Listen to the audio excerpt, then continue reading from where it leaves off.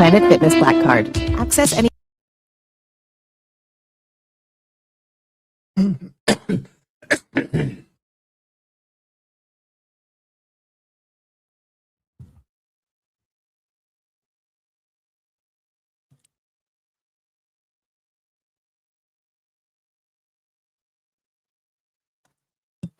Peace and black power, everybody.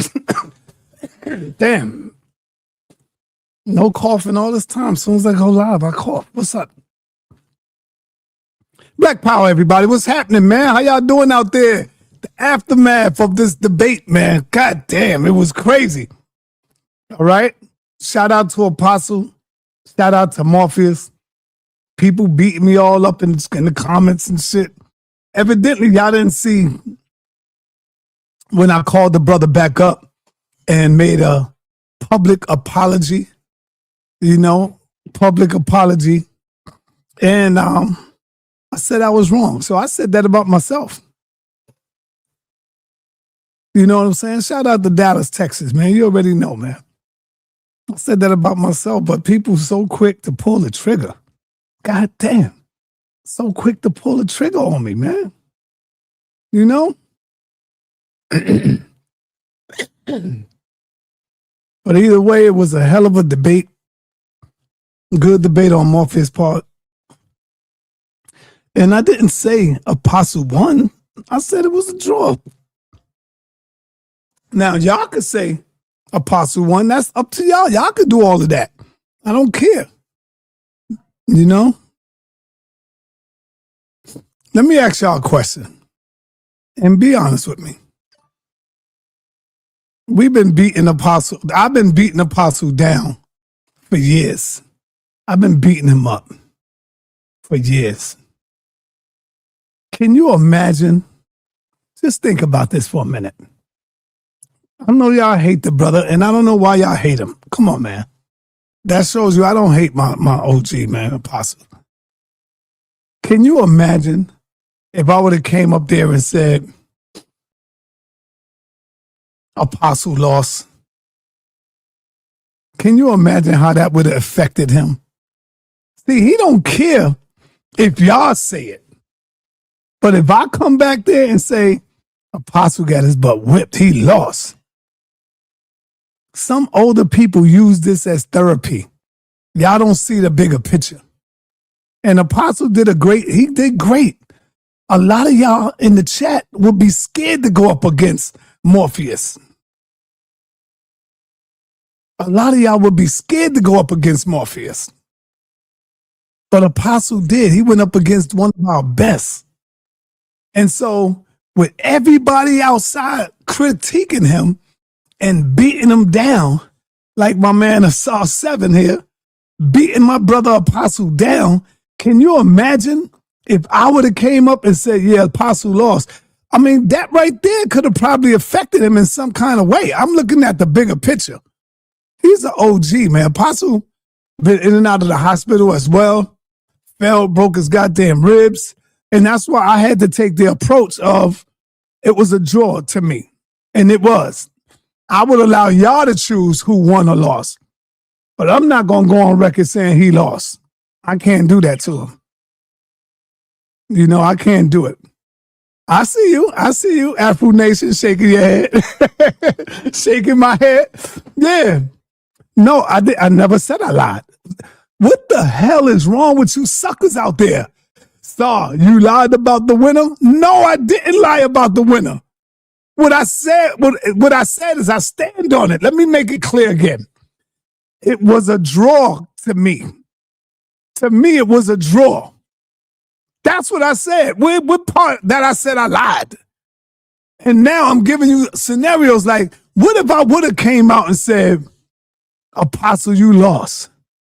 That means a lot because with the influence that I have with the people as well, they would have all jumped on me and said, damn, Sar, you did. You did. You said he lost. Damn, everybody would have came behind that. And Apostle would have been like tore down. And then my man sa.neter makes it even worse. I mean, it's all good to go with who you want to go with, but don't get mad at me because I said it was a draw. Seven, what you got to say, brother? Because Apostle ready to split your wig to the white meat now. Zoom call. I apologize. How you doing, Sal? Good, brother. What's up? Yeah, I just think that this is the toughest environment to be in, and I know that is our elder apostle, so we should be respectful and honor him. But this is the toughest environment to be in. And yesterday, we have to admit that you put the biggest cape on for Apostle, and I know you protected him. It was like you were Superman and he was Lois Lane, and you was flying around saving him. And this is not the environment that you produced.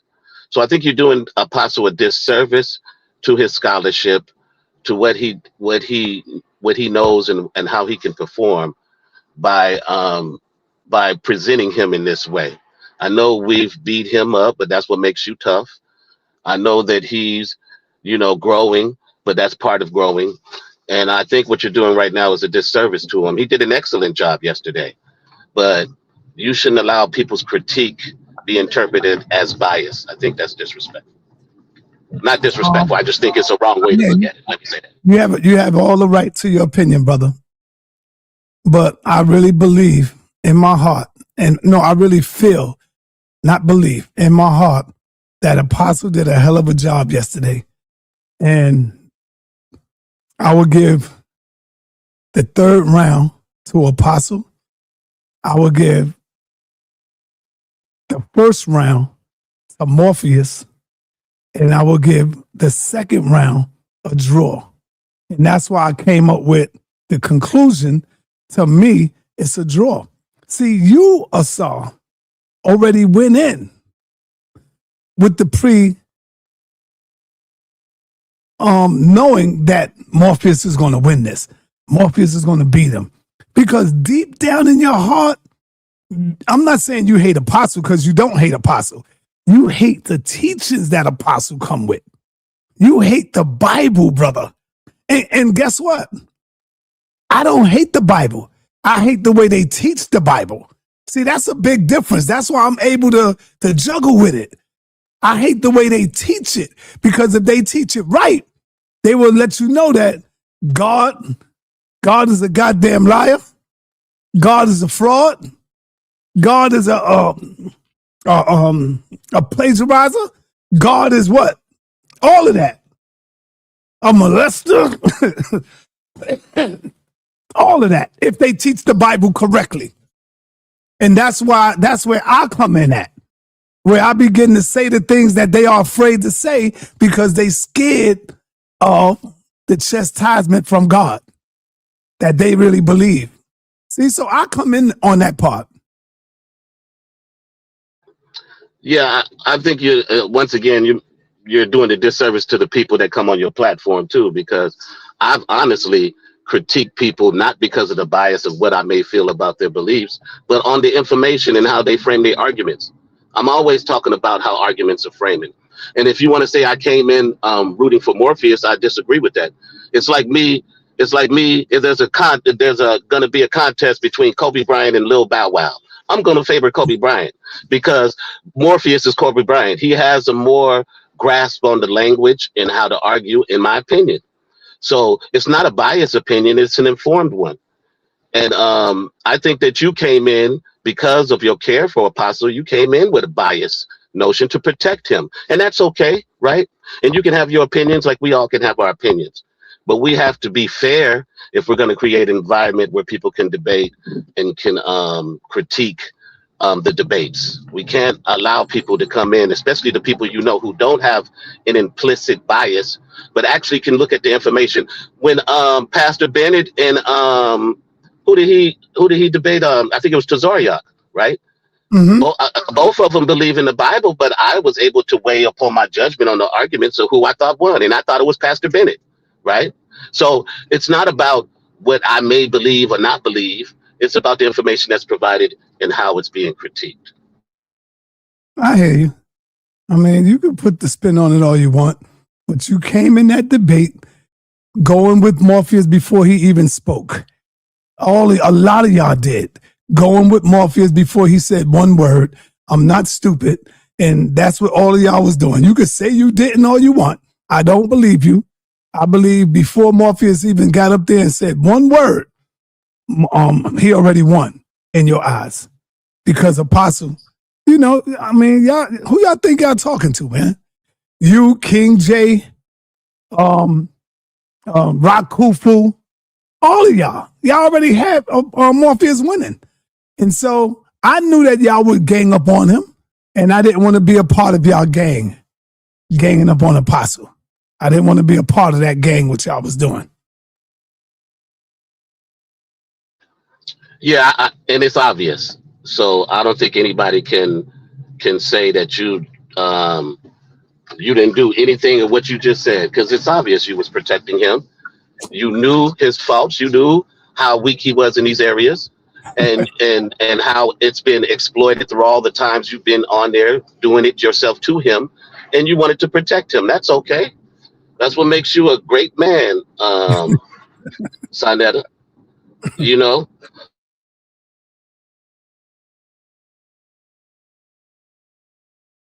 I hear you, brother. But I tell you what, a lot of people that was critiquing Apostle won't get their ass in that ring, though. I bet you that. They're going to stay behind them, they little avatar, and hide like a pussycat. I bet you that. You know? I bet you that. They're going to hide behind them damn thumbnails they got.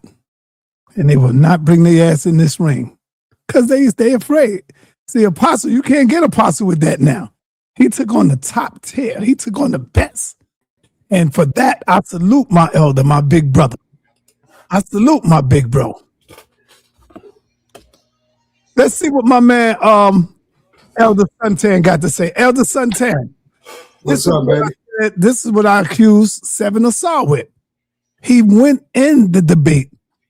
Before Morpheus said a word, he already had Morpheus winning. And I know you agree with that because you see the way they are. They just like wolves with blood on their jaws. Blood on their jaws. You know what I'm saying? Yeah. So before Morpheus even said a word, oh, Morpheus got this. Morpheus won this. So the King Jays, the Rock Khufus, the Seven Asar, all of them, they already got the Dr. Reggie's. You know, Reggie already had him winning. The Brother La. What did Brother La say in the debate? He said, well, you know, Morpheus is my brother. I've been rolling with Morpheus since he was this age. And, you know, I roll with Morpheus. That right there, he told on himself, and everybody missed it. But not me. I didn't miss it. Already, you show everybody, especially me, that before Morpheus said a word, y'all had Morpheus going in. I wasn't going to be a part of y'all gang and doing that, man. What you got to say about that, bro? I mean, you know, they know it and you know it, but they ain't gonna say that they biased, right? But here's the thing. You know, and it wasn't even a question whether I'm biased or not. I'm going by what I know, my information. And I got a pastor to, you know, agree with what I was saying. Maybe because you should know it. You're a Bible studier.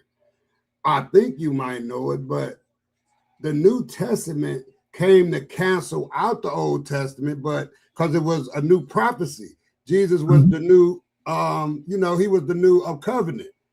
And it was already foretold in the old prophecy. What Morpheus' mistake was to anybody a Christian or anybody studied the Bible, Morpheus' mistake was he went to the Old Testament trying to make like the Old Testament supposed to be what the Christ narrative was supposed to be about. But you know what?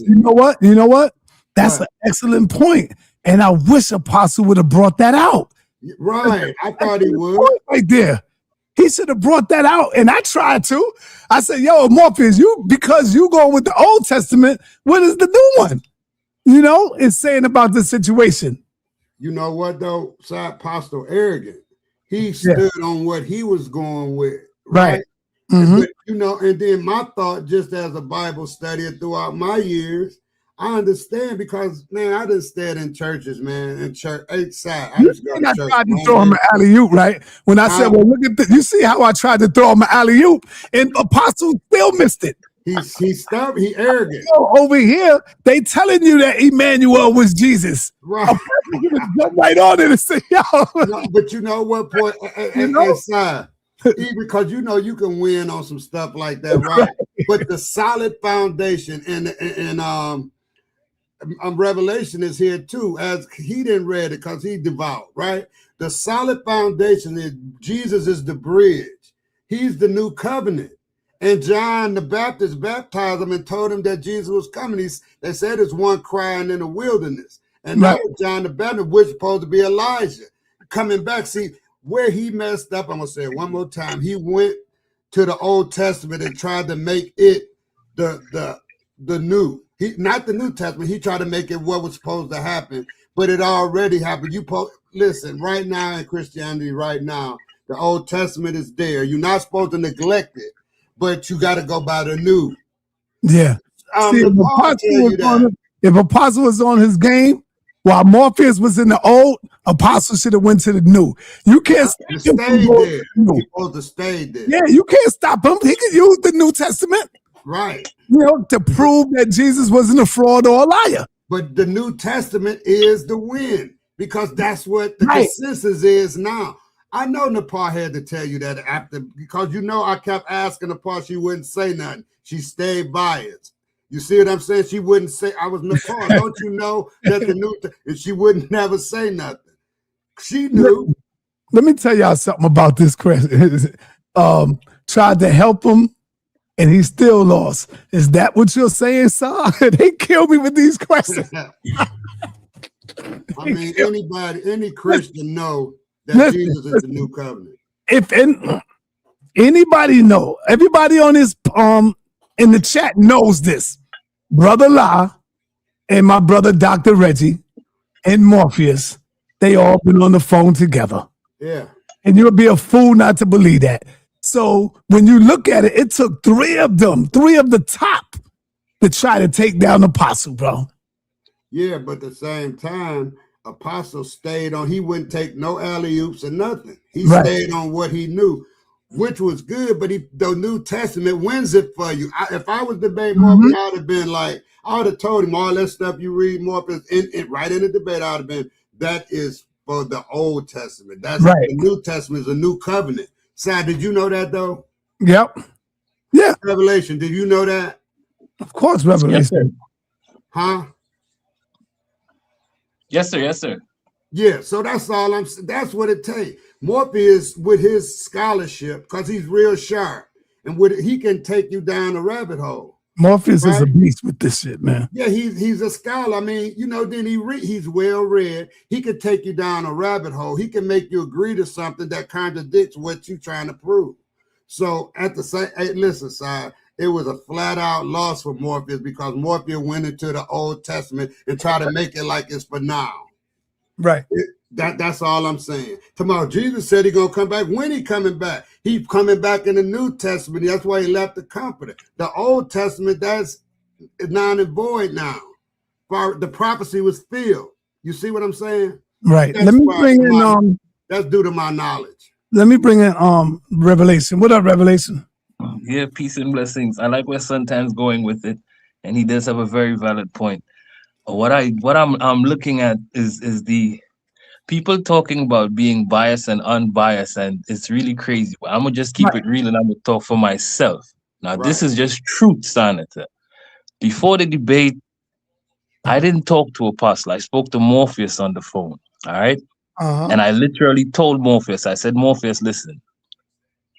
I already know who's gonna win, meaning I know that, and I'm being honest. I said, Morpheus, I know that you're gonna win, but I'm still gonna support Apostle because he's defending the Bible. That's what I told Morpheus. I said, but I know that you're going to win. So I came in the debate thinking that Morpheus is really going to wash Apostle. But what I saw, sa.neter, I'm being honest. Go ahead. What I saw, that's what made me say, I can't just give Morpheus this as a win because Apostle, and like I said, I didn't see the first round. The second round, Apostle got destroyed, but it was not a second round knockout. The third round was a knockout, and it was Apostle knocking out Morpheus. Now, this is my humble opinion. No, I don't agree he knocked him out, but I agree Apostle did good. Now, I think I could tell you what made me say it was a knockout. He read the list, and Morpheus did not address. He couldn't address all of them. That's number one. But the entire round, sa.neter. Do you know what is that? You're doing a debate, trying to show that this man is not alive, and you've taken an entire round showing each and every prophecy that the man fulfilled for the entire round. That's to me, it's a knockout. And after that, well, the rebuttals was the rebuttals and all of that, but it was a really good debate. Morpheus is a powerhouse, and this is the thing.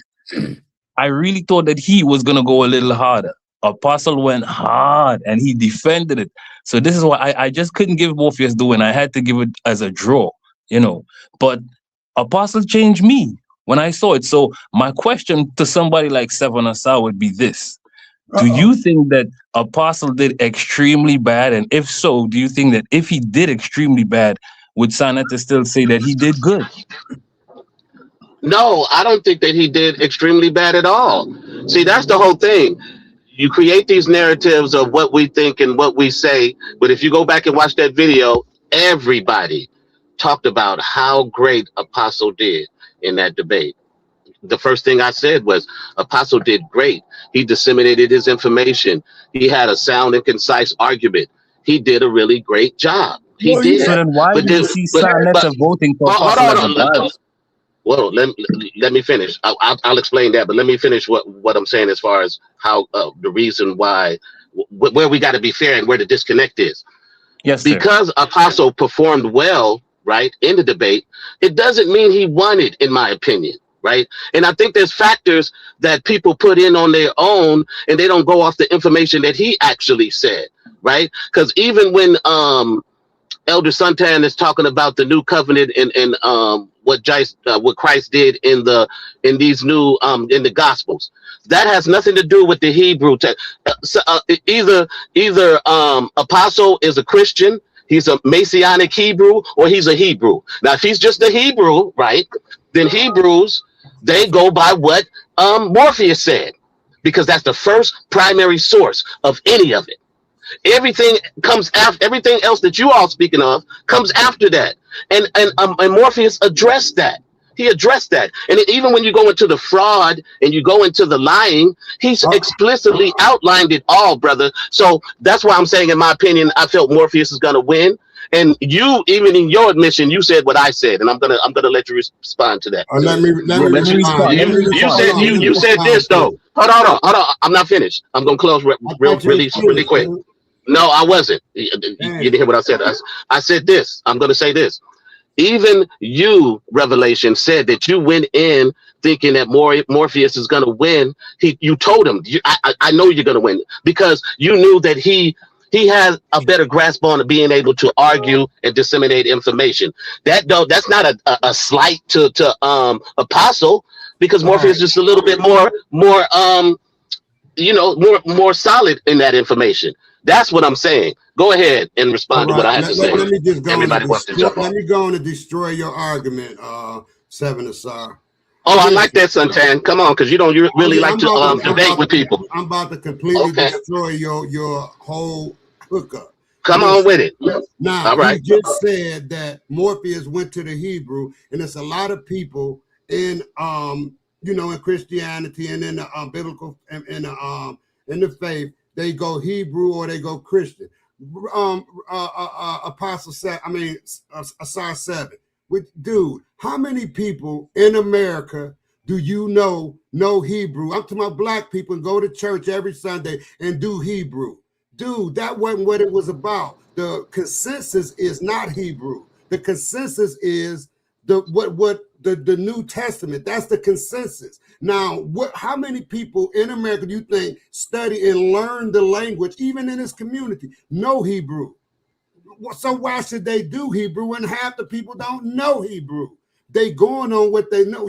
I don't know about your family, so I ain't gonna even say your mother, but people in America who've been fed or who've been fed Christianity and the religious faith, They know it in English, no Hebrew. Now, if you want to go and get a whole bunch of Hebrew scholars to know Hebrew, then of course they're going to go with it. But you can't come to this conscious community, read no Hebrew, talking about that's the way it is, because half of America, more than half, 75, 80% of America don't know Hebrew. And that ain't what right now in church right now, today is Sunday, Asar 7. Who in there you think reading Hebrew in all these churches around America? You see what I'm saying? Okay, are you finished? It finished itself. Well, no, I got a great rebuttal for you, because Elder Suntan, that was a horrible. Okay, Elder Suntan, your argument is horrible, Elder Suntan. Are you finished? Okay, I'm gonna let you finish. I'm gonna be done in 5 words. I know I'm not gonna go back and forth with you on a consensus, but I'm going to you on reality, the ism. We know in America right now, today, and I don't care what you say about who's in America, in every city in America right now, how many, if you put up a consensus, how many know Hebrew and how many don't? I'm done. Okay, Elder Suntan, this is the HOK, the House of Consciousness, where scholars come in here and they bring up sources, and Elder Santan, you got to allow me to speak, because you said a whole lot. You just didn't answer me that one question. Wait a minute. See, now you're interrupting me, and I didn't interrupt you when you spoke all that time. Go ahead, bro. Go ahead. Yeah, I only asked if you were finished. That was my only interruption, was you finished? So, Elder Suntan, your argument is very, very horrible. And in this sense right here, this is the HOK. You wanted to get into this. You say you don't like to debate and go back and forth. So allow me to speak without interruption, sir.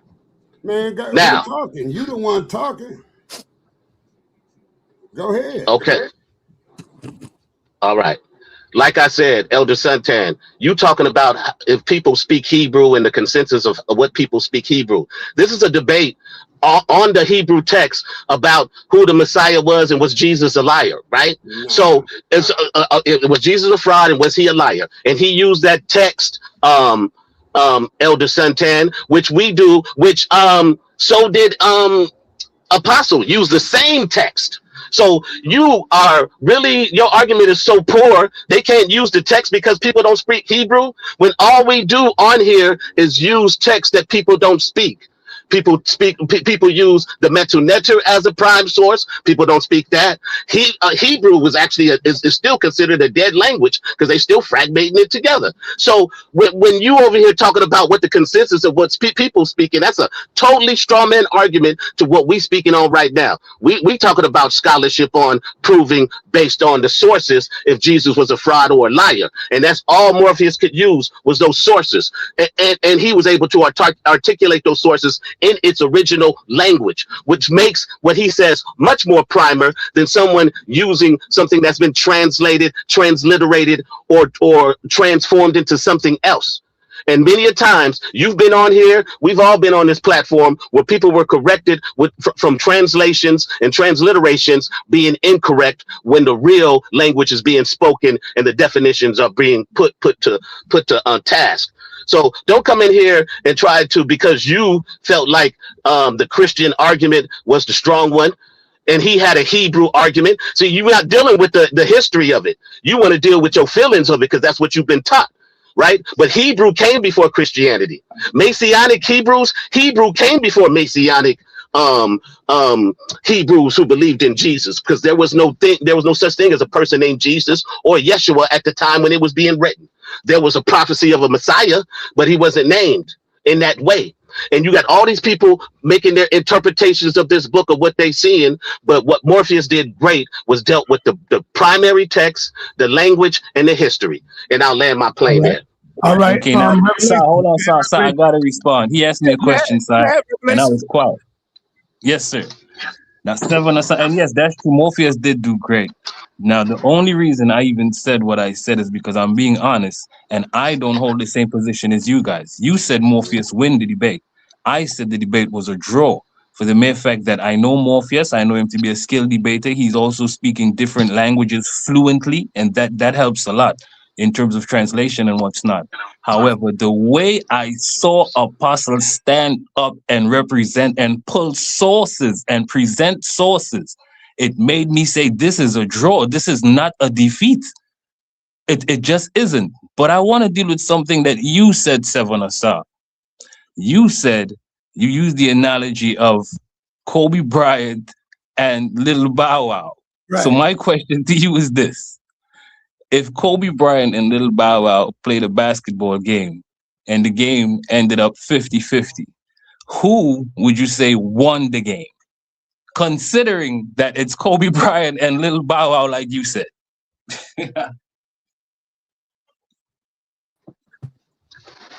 Who is Kobe Bryant and who's Bow Wow? Is that what you're saying? No, Seven Asa, listen to my question, please. You said Kobe Bryant and Little Bow Wow. You were referring to Morpheus as Kobe Bryant and Apostle as Little Bow Wow. I listen to you very carefully, you know. So I'm asking you now, if Kobe Bryant and Little Bow Wow had a basketball game and the game ended at a draw, because like I said, I don't hold the same, you know, the same position as you guys. I think it was a draw. So if it was a draw, who would you say, would that surprise you? Who would you say won that game, even though it was a draw? Because it's Kobe playing Little Bow Wow. Talk to me. Now let's get it straight though. I used the Kobe and Bow Wow. Hold on. Yeah, I was just about to say, I use that analogy in contrast in going into the debate, Brother Revelation. So that analogy doesn't apply to after the debate. That analogy applied to what my perception was to who Morpheus was and to who Apostle was, because I saw both of them argue, debate on this platform. So just like you, because you had the same notion, you felt like Morpheus was much more skilled. You overwhelmingly told Morpheus, this is your time, because I listened very closely to Revelation. You said you spoke to Morpheus and you told him that he was going to win. That you felt like he had a much more better grasp on the scholarship and in that argument. Say what I said. Well, I said Morpheus. Ain't that what you? Why'd you think you're going to win? I said Morpheus. I am not betting on you. I am betting on Apostle because he's defending the Bible. But I know you. Morpheus is like my teacher. He calls me, we reason, he teach me stuff. So I know him. I said, I know you, and I believe that you will win the debate. But my money is on Apostle. Now, that's what I said. So you knew. So why did you know that he would win the debate, Revelation? Like I said, what he's was your my perception? teacher, sir. I don't speak to Apostle on the So you felt like he had more information in the... Hold on, Revelation. Hold on. Before I bring on Morpheus, Morpheus is in the building. Shout out to Morpheus. Salute. Great job to my brother Morpheus.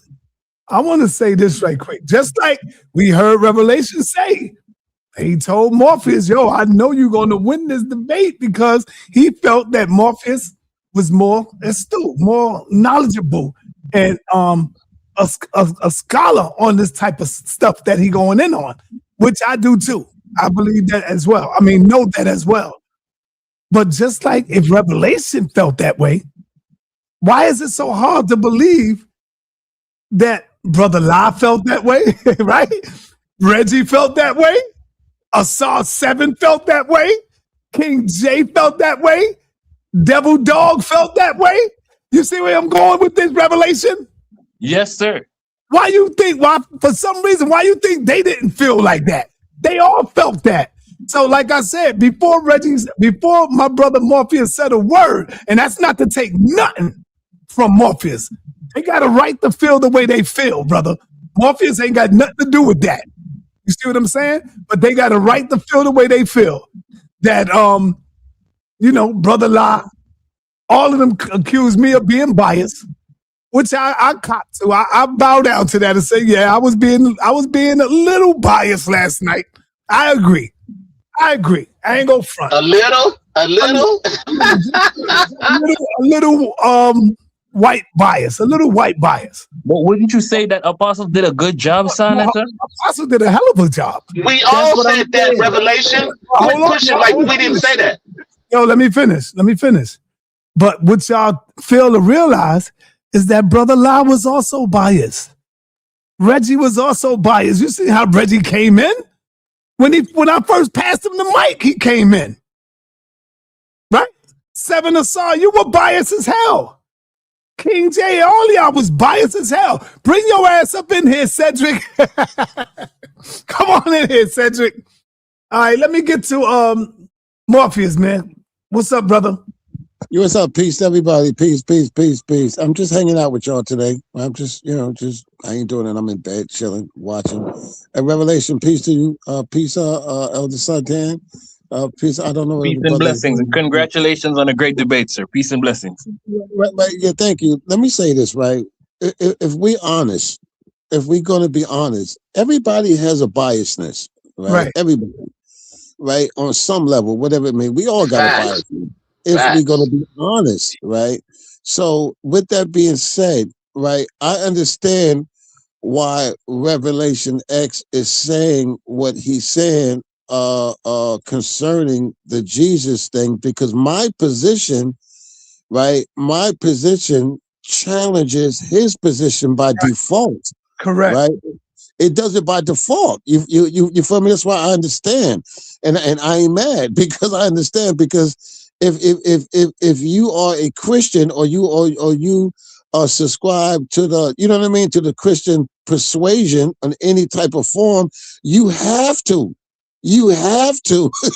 look at it that way. You know what I mean? Anything about Jesus being a fraud, or it's like, whoa, what you saying about me? You have to do that. I get that part, right? You get that. But here's the question, Revelation X. Let me ask you a question. Can I? My brother, is it okay? Of course you can, Morpheus. Come on, man. Okay, so watch this. Let me ask this question, right? Right, based on what I said yesterday in the debate, right? Right. Is it your position, or do you believe, right, that the Messiah, according to Isaiah, right, as Isaiah 2:4, which is the Messianic age, right, speaks of, there is going to be world peace. Nation shall not fight against nation anymore. They shall take their swords and turn them into plow hooks, right? And nation shall no longer plowshares and pruning hooks. Yes, sir. Right, cool. So according to that, and that happens in the Messianic age, follow me now, are you saying that happened, or that Jesus has to come back for that to happen? He got to come back. He's supposed to come back. Yes, sir. Yeah, sa.neter, you could have let me answer, sir, but yes, me and sa.neter, I would have to say the same thing that Sa just said. It hasn't happened just yet, Morpheus. Pay attention. That means if he has to come back to fulfill that prophecy, that means that prophecy was not fulfilled. Correct. That is correct. Right? Cool. So then now that means, right, by default, that the Messiah never came. That's you what can't call him the Messiah until he comes. Right, exactly. That's the point. I'm trying to figure out what people are missing, because if there's a second coming, and that second coming is to come back to fulfill these things, then by default, he did not fulfill them. That's what I keep trying to figure out, how people are missing this. You understand? Because if you believe in a second coming, and that's fine, then what you're admitting that it wasn't done when he was on earth, which is what the argument was. Because all the prophecies, no prophecies talk about a second coming. There is not one prophecy saying about there's going to be a second coming. That's Christian theology. What about the theology. prophecy of John in the book of Revelation? No. I'm in the Old Testament. I'm in the Hebrew Bible. Sorry. Right. I'm in the Hebrew Bible, where the prophecies are named, where the prophecies, the authors of the prophets, they begin in the Hebrew Bible. They don't begin in the New Testament.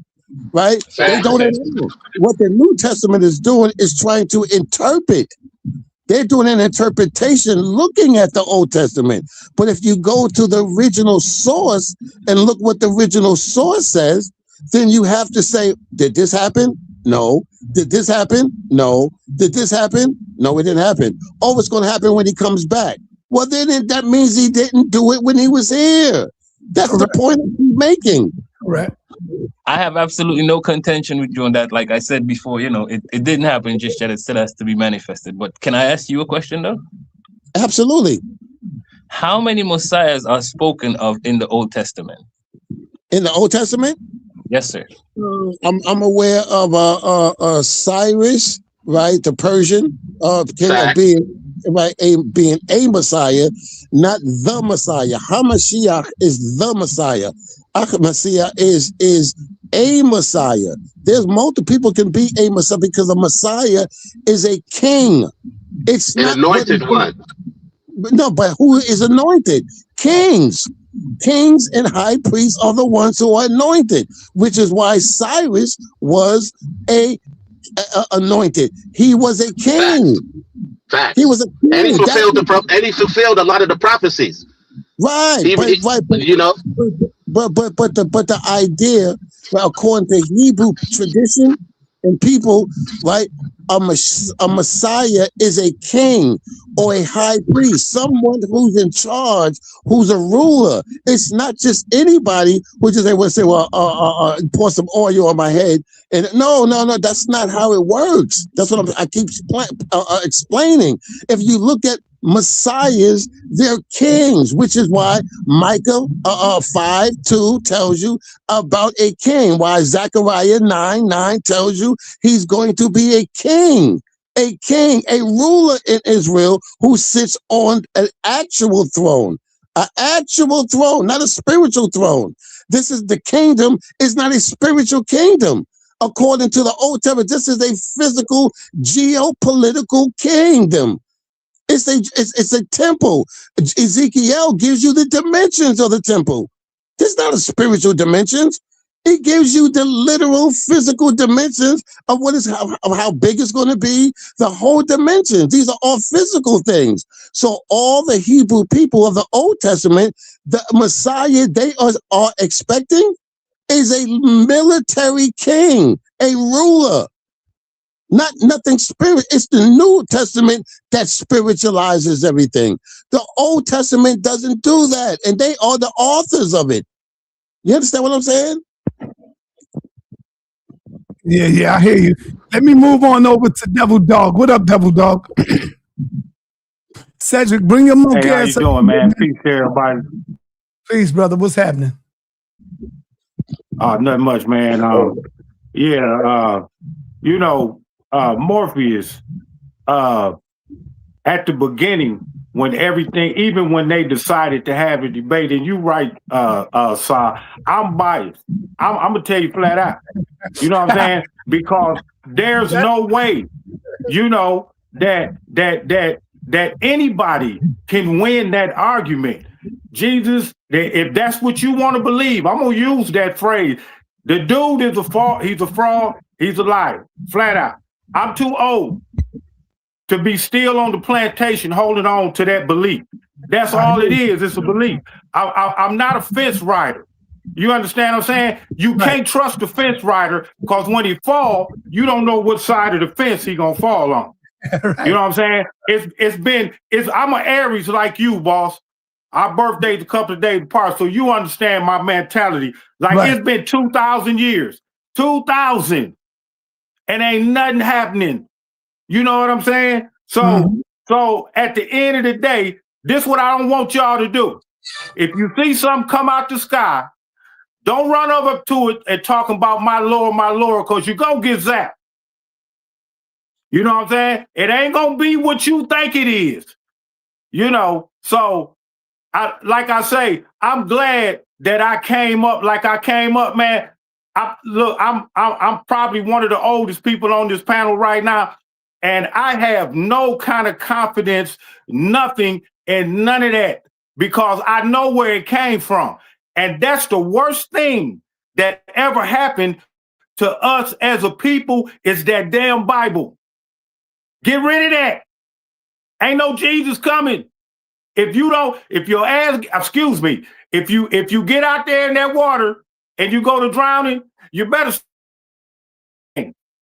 You understand what I'm saying? Because ain't nobody coming to get you. You got to save your own butt.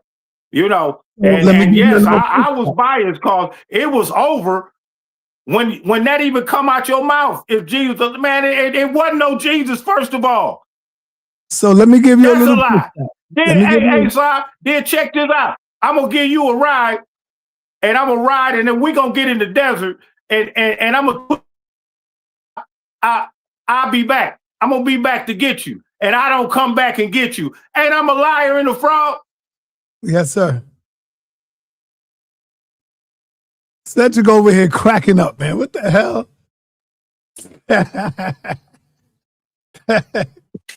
Oh, let me give you a little pushback, Devil Dog. You said the worst thing that happened to us is that damn Bible. See, let me bring you back in.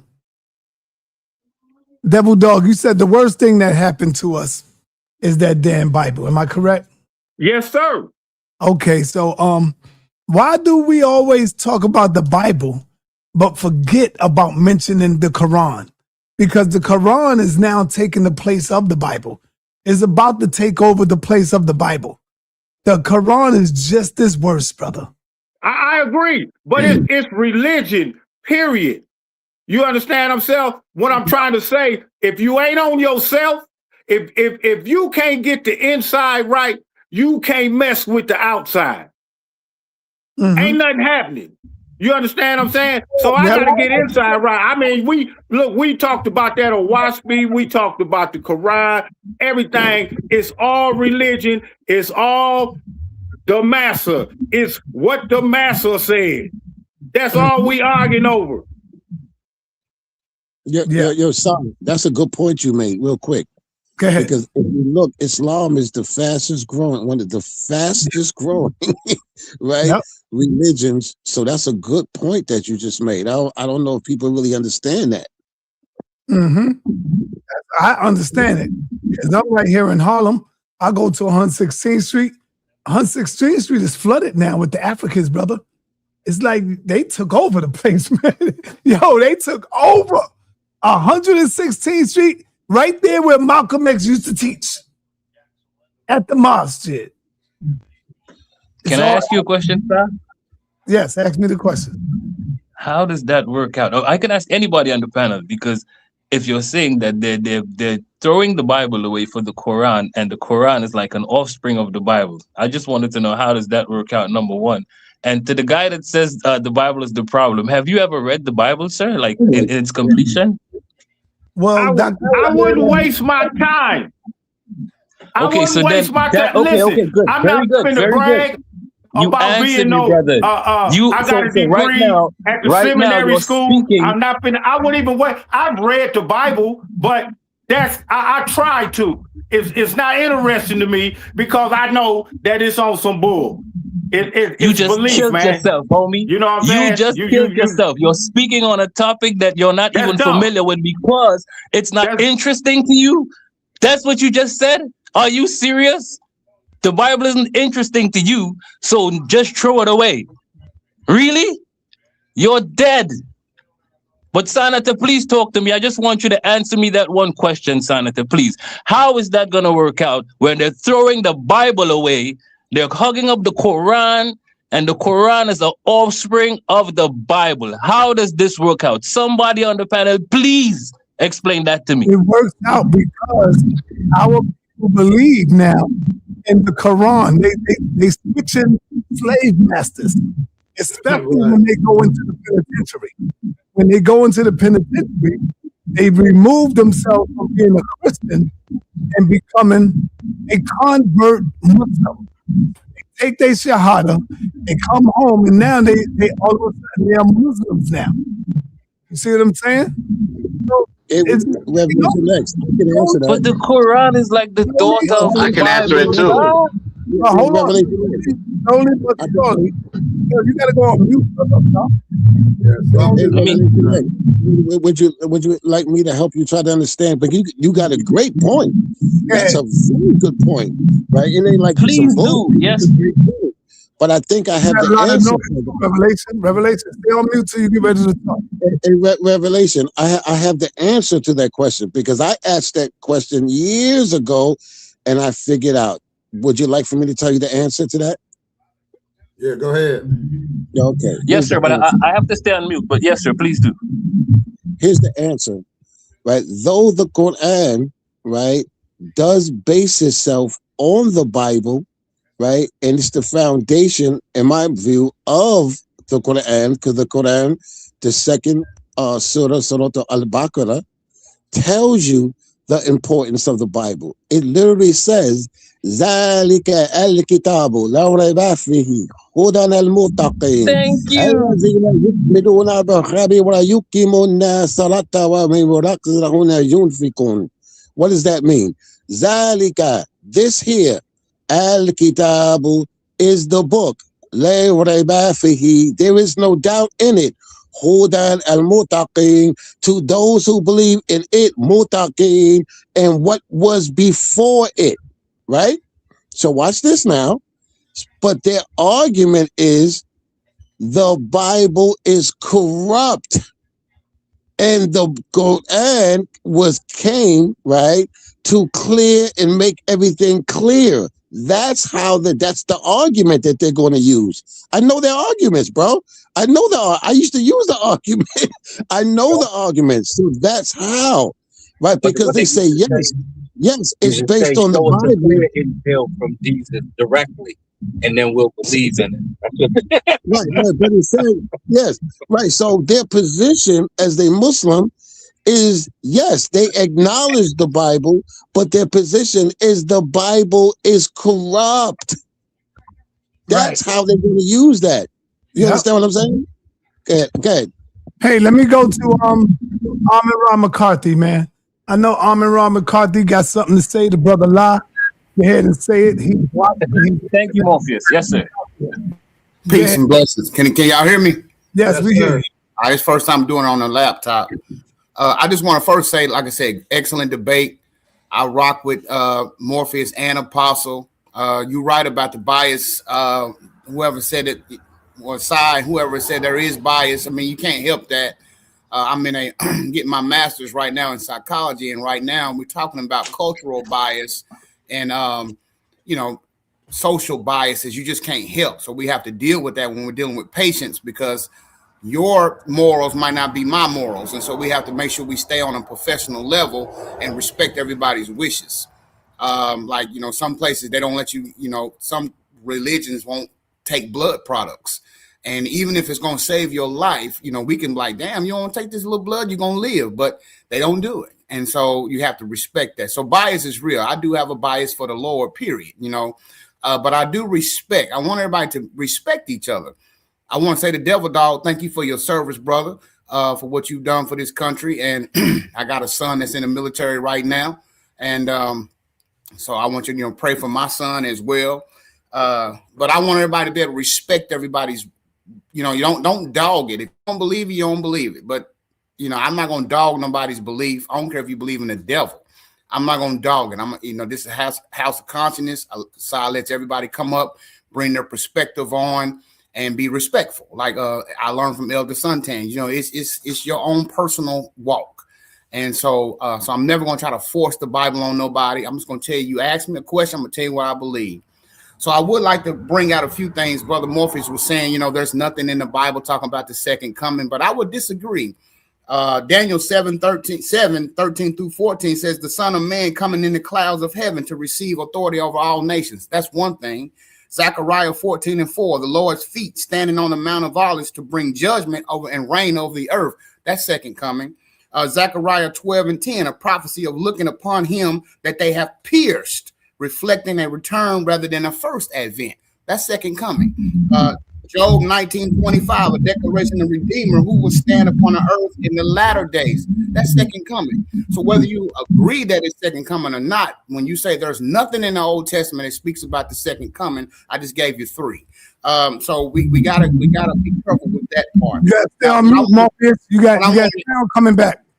What I wanted to ask Brother La and Morpheus, because Brother La is on Morpheus' team, and that's cool. He can rock with who you want to rock with. But my question to Brother La, and he said he blocked on your thing. If you can unblock him, so he we already tried that. We already tried all that. Oh, okay. Well, my question would be, if Jesus Christ, and in Islam they say Isa, if he is a fraud and a liar, does that not destroy the whole deen of Islam? That's and deep. I can ask Asylum Ka that, or Morpheus, because both of you guys are deep in that knowledge and know that knowledge. Does that not? Because and you can teach me, because as far as I know, in Islam, they believe that Isa, which is Jesus Christ, is going to be the prophet that returns for that second coming.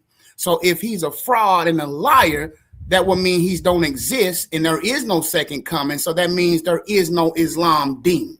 So I would just like to know, can you explain that? Does Jesus being the fraud, does that destroy the whole Muslim caliphate when you say that? Hey, I'm gonna say this real quick. You don't got Asa or Morpheus, but you got Brother La. Because Brother La believe in that.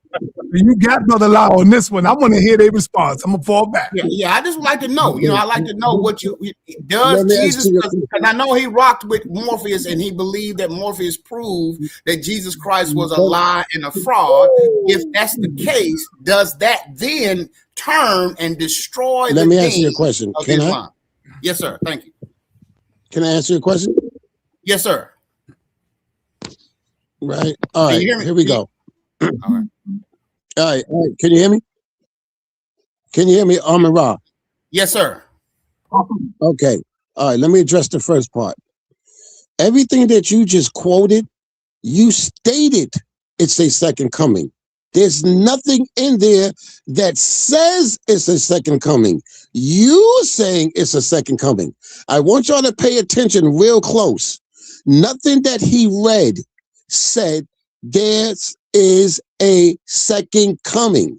You added it's a second coming. So let's move on to the next part. It was a nice try though, but let's move on. Okay. Now, when it deals with what you're saying about Islam and Jesus is a very good question, right? That is a very powerful question, which is one of the questions that I contended with years ago when I left Islam, because of questions like that. I got to tell you, it's a good question, right? Because if he is not the guy, right, that the Old Testament say he is, and that's my position that I stand on, he's not the guy. He's clearly not the guy. So what does that say for Islam?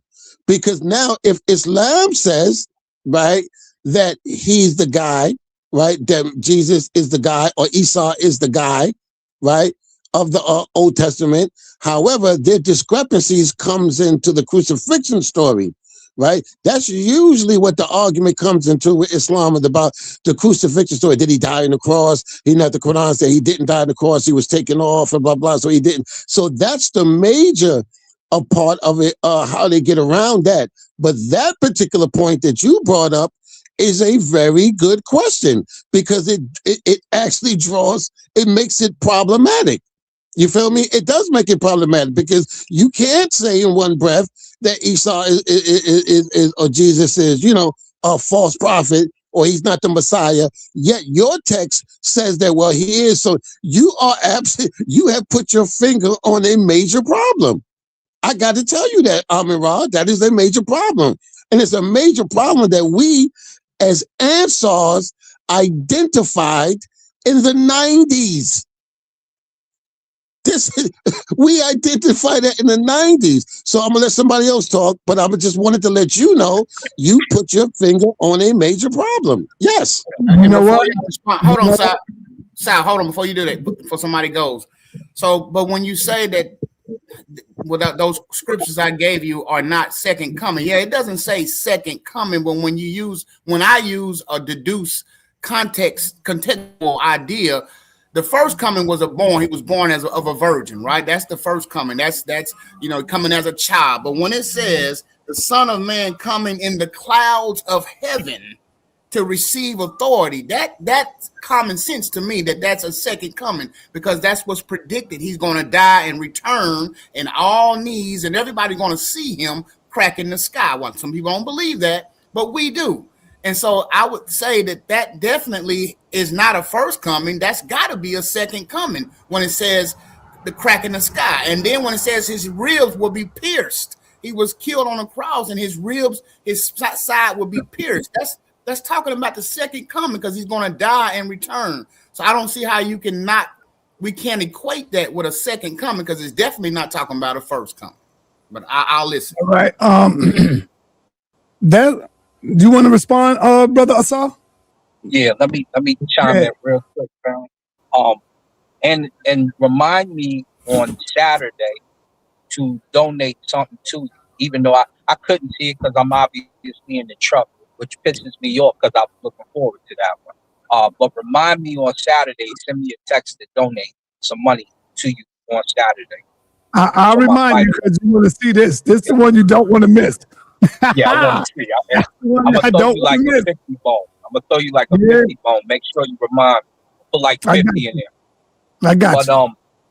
What I would say is there's a couple things. I'll throw you a bone, Minister. The Muslims believe that Jesus will come back and do the same thing that you guys believe that he'll do. Crack the sky and get busy. They have a picture of it in one of their older settings, which they don't like you to see because it shows Muhammad, and he's sitting on the throne just like a star is sitting on the throne when you go into the Amduat, and he's giving judgment. They show him doing judgment. They show Muhammad in that audience doing what he does on Yom Kiyama, which is the day of judgment, all that stuff, right? So you have that portion. You said they got images of it? Yeah, it's a picture. I'll show you the picture. I don't show it because then that's stop for Allah right there. Yeah, that's why I'm like, I don't usually show it because I always it's the death. We could kill you. I'll be like, I could kill you too. And they be like, well, we did it. I'm like, we ain't got to go through all that. I'm just showing you history. So there's a whole picture set of it that matches what it looks like in the Amduat of ancient Egypt, where Asar is sitting on the throne passing judgment. So that's the first thing. Just like a lot of your Revelation pictures match those same pictures. J.C. Skippy, who I assisted in writing the book, though you say nothing about it, J.C. Skippy has a book on that. Second, and then I'll land the plane here. When it comes to the oral tradition, they say the Jews lied. So when it comes to how they put their, I think it's the Talmud, when they put that together, the Muslims accuse the Israelis of lying about Jesus in the first place and deny that they actually put the proper scriptures in there, and then they give some proofs and evidence. This is when you look up how that oral tradition was put together and made. So they deny that they have the correct Jesus and that they think their story is different, and they challenge, like our brother Morpheus said earlier, bring forth an Injil that's from Jesus directly. Then we will say, okay, what you're doing is correct. So if you don't have those things, which you don't have any writings from Jesus, as Yara pulled up and explained, then there's a problem for them in believing your book. So they'll call you the people of the book, but they won't give you the credence or the credit of having the exact gospel. All right. Let me bring on the masters of biasness. Let me bring on the authors of biasness. What are you talking about, sa.neter? I'm talking about the pseudo killers. We all know that the pseudo killers, yeah, that's right, get the laugh out, are the top masters when it comes to being biased.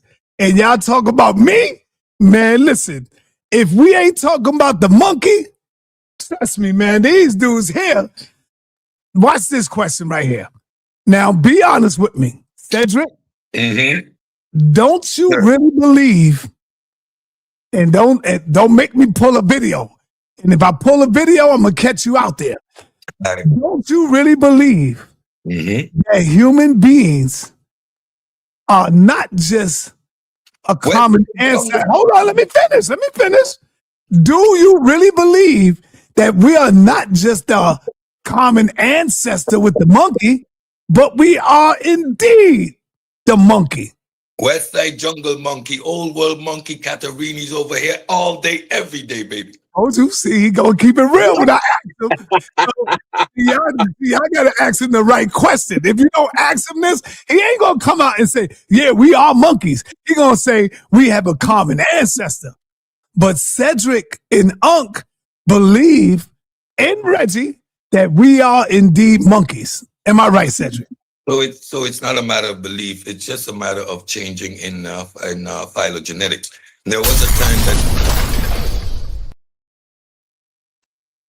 a time that it was impossible to get us as human beings, especially Africans, because of our history, to accept the fact that we are apes, right? That was paraphylology, where apes, you would get monkeys and apes. Now, with the advent of modern genetics, we understand the continuity. So you can never evolve out of your clades. We are in the primate clade. We are specifically old world monkeys, the Catarrhini, which includes old world monkeys and later on the development of apes. Now we are our own clade.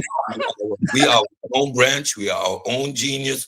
When you look at that same monophylology, you're going to see the split, and you're going to see both humans over here and modern monkeys, the variation of other primates. You're going to see them distinctly classified in their own forms. So if you look at a monkey today and think that that primate that you're seeing didn't evolve as well, then you're confused about the conversation and you're engaging with your emotions. But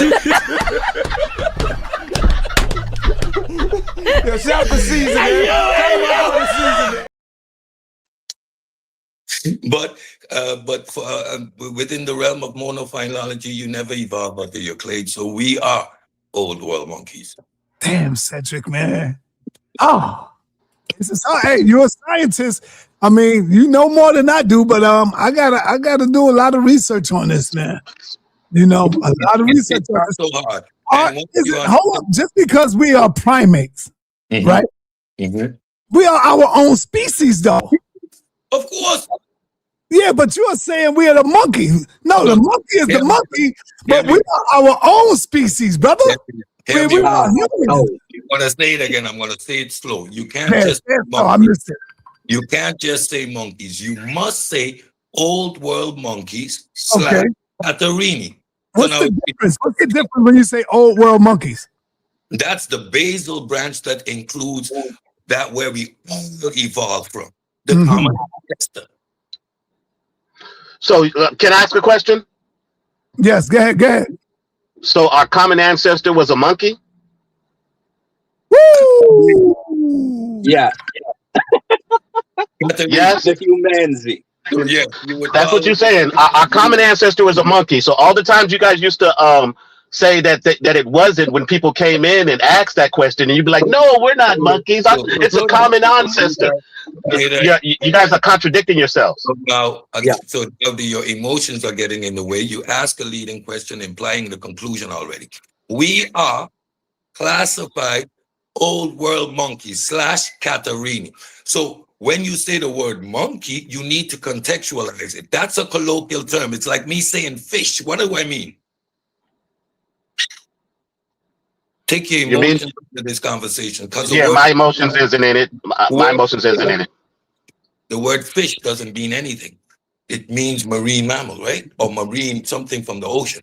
It doesn't mean anything. It's a group term to identify those things over there. Primates / monkeys, it's a colloquial term.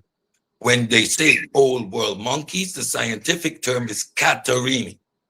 We evolved from the Catarrhines, and you get all the branches that concluded in vervet monkeys, baboons, etc. Orangutan came from that, lemurs. All of that comes out of the Catarrhini. Does it mean you are a Catarrhini? No, that's the monophylologic tree that you're in. Our genus is Homo. We are Homo sapiens sapien. That didn't change. Classification changed based on monophylology. So no one is changing anything. No one is switching up terms. That is the common ancestor. In colloquial, the common ancestor is called old world monkeys. In scientific term, it is the classification Catarrhini. Simian. That's another word for primate. Cedric, classification term. Cedric, a common ancestor is not a monkey, brother. A common ancestor is none of that. What are you talking about? What is it? It's So Bigfoot. do your chat Well, GPT. apparently he has identified it as a monkey. So, That's what he has identified it as. do Yo, your- hold on, y'all. Look. ChatGPT thing. Ask ChatGPT, what is Caterini? All right, check this out, right? Check this out. Do your ChatGPT Check thing. this out. Check this out. Here's the ancestor. Mm-hmm. It splits off, right? Mm-hmm. None of these right here are monkeys. None of them. The two papers that you see here. Mm-hmm. Okay. None of these are monkeys. Mm-hmm. One go right, one go left. Mm-hmm. Breaks off and it continues to break off. This piece breaks off, this piece breaks off, and it goes different places, right? Yeah. None of them are monkeys. No. But this is the whole, this is the ancestor where all life created from. And so they split off, they go about their business. One become the primate, right? One become the human. No. But no, hold on, listen. No, you're wrong. I'm not listening. All right, hold on,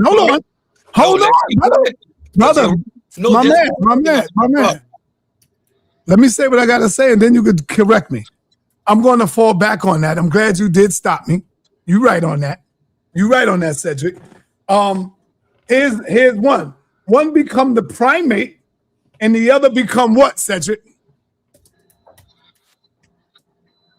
The primate is a term, a group term. Primate is a term for a group. Right. So now, You're the in primate. Hold on, brother. Just hold on, man. Hold on. So now the primate splits off. Now, one become the primate monkeys, and then the other ones become what? The human. But when you put it together, we both come from the same common ancestor. You get it? Come on, Cedric. We are not no goddamn monkeys, brother. But we all come from that same source. So The now, same source. Go ahead. take the big paper. Take up the big paper. It's split up now. Okay, what is that big paper called? I don't know. But I know we all come from the ancestor. It's called Caterini / Old World. Okay, Caterini. That's what that's called. So Okay. that common ancestor, Right. That's the Caterini. That's where we all come from. Right. Well, here's the switch up. Let me just say this to you, Brother Cedric. Yo, let him finish, bro. What is you doing, Asar? Slash. I'm Old World. learning, brother. I'm learning, Asar. Let him finish. So when you hear the term old world monkeys, right? Mhm. If you take that term and throw it away, you use the word Caterini. Caterini means old world monkeys. That's the basal branch of the simian. Primates. We're all primates. You never evolved out of that clay. Now, you're right. You're going to get the splitting of all the primates. The primates are going to split into different groups of primates. Right. Correct. Including the human primate has its own branch. Thank you. That's it. Thank you. It's not difficult. So it's just a term used. So that common ancestor is called Caterini, old world monkey. That's it. So when they doing the tongue-in-cheek thing, well, we are monkeys, yeah, because the classification we're Caterini, old world monkeys. It doesn't mean we are, quote unquote, come from or produced by the monkeys you see today. Those monkeys you see today, all the different variations come from that same common ancestor called Caterini. That's it. It's monophyletic.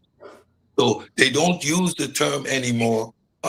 We split off or that type of thing. When it comes to monophylology, you never evolved out of your clade. We will always be mammals. We will always be vertebrate.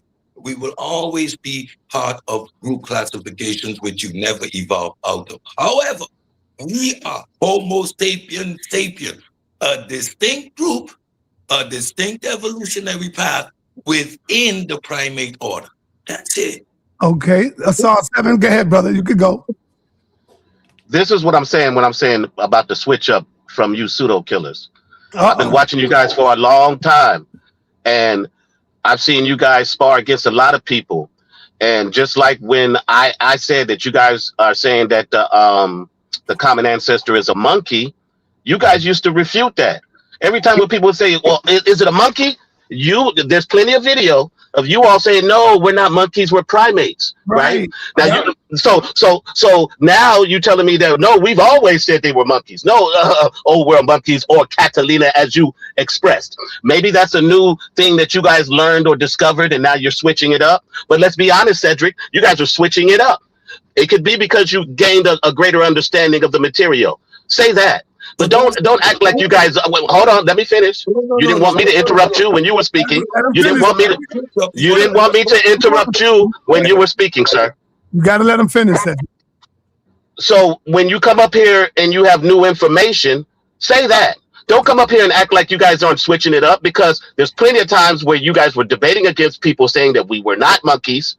Me, sa.neter, and a whole host of people were saying, well, we were primates. Everything that you outlined, I agree with you. But you always said primates, always said primate, and only recently do we hear this old world monkey Catalina categorized.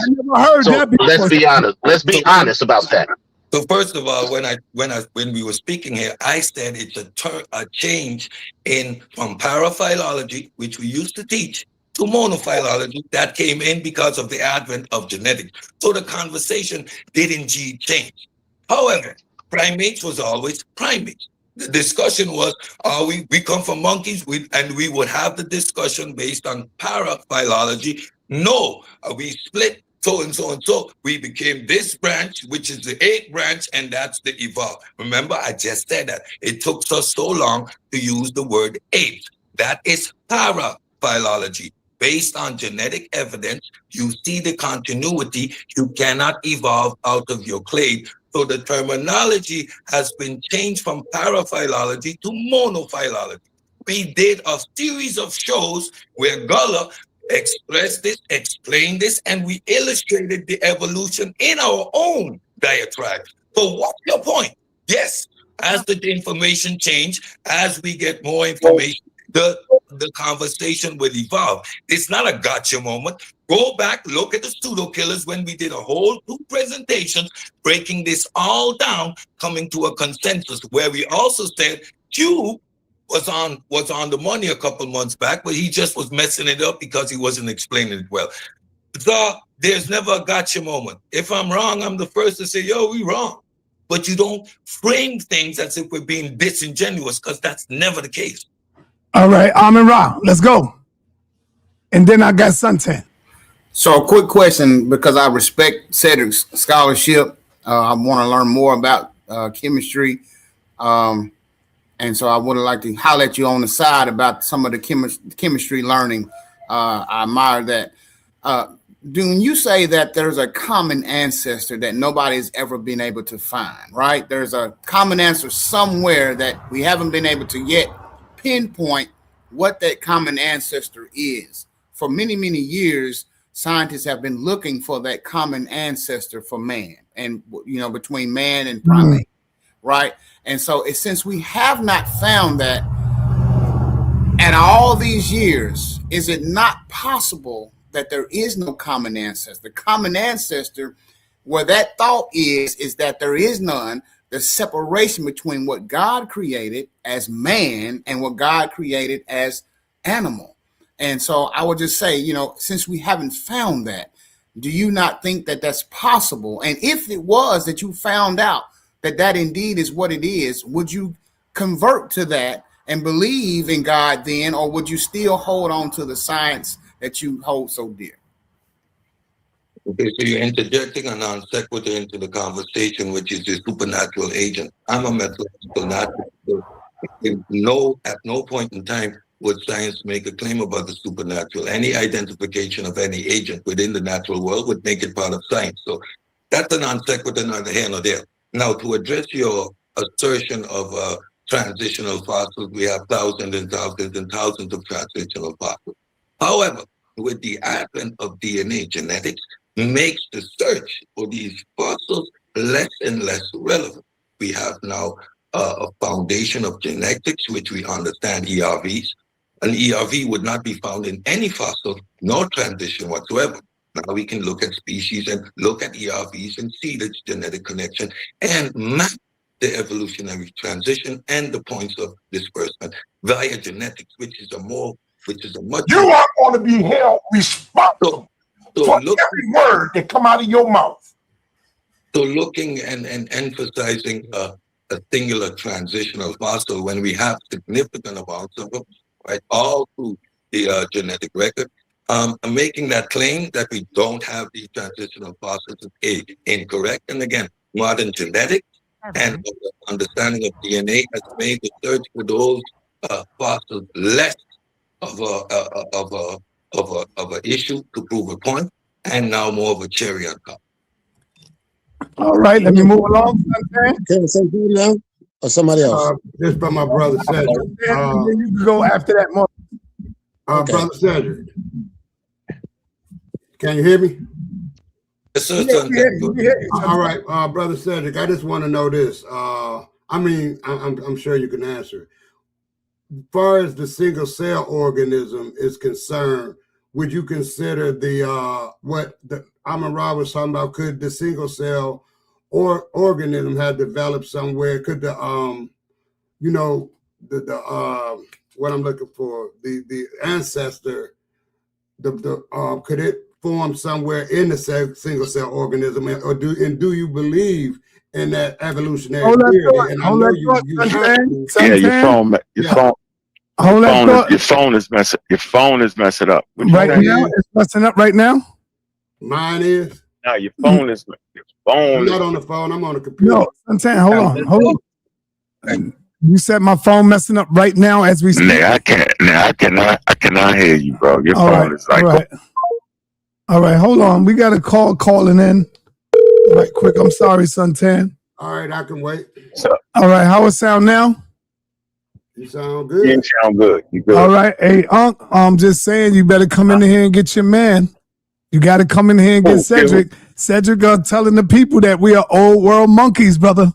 You better come in here and save them. The crowd going crazy on the outside. They going in on pseudo killers, brother. You got to come save them. Pull them up out of here, bro. I can't get him out of that. I can't because he right though. Damn. So right. But I'm saying I don't use that term. I don't use that terminology though. But he's what terminology you use? Primates. You know me and great apes. You know how I do it. Yeah, but are you saying that we are monkeys? We never stop being that. Just like we never stop being fish. We actually fish. We actually fish. We never stop being fish. Okay. So our common ancestor is a monkey, right? No. We That's what Cedric said. Years. Yeah, if you 40 million years, look at it. Look at the chart. 40 million years is a monkey there. Hey, when you get time, just jump in. Catalini. When you get time, hit the link. Jump in. All right. Peace, brother. I'm gonna jump in. All right. Go ahead, Santan. I'm sorry, brother. All right, that's cool. So, brother Cedric, because it kind of leans into what I'm saying, because I know you subscribe to the single cell organism, correct? There is an evolutionary process, and I understand the rudimentary process of abiogenesis and the evolution of the early cell. Yes, I do. Okay, so when I say that, could the suspect could the suspect be what Amara was saying, that y'all can't find the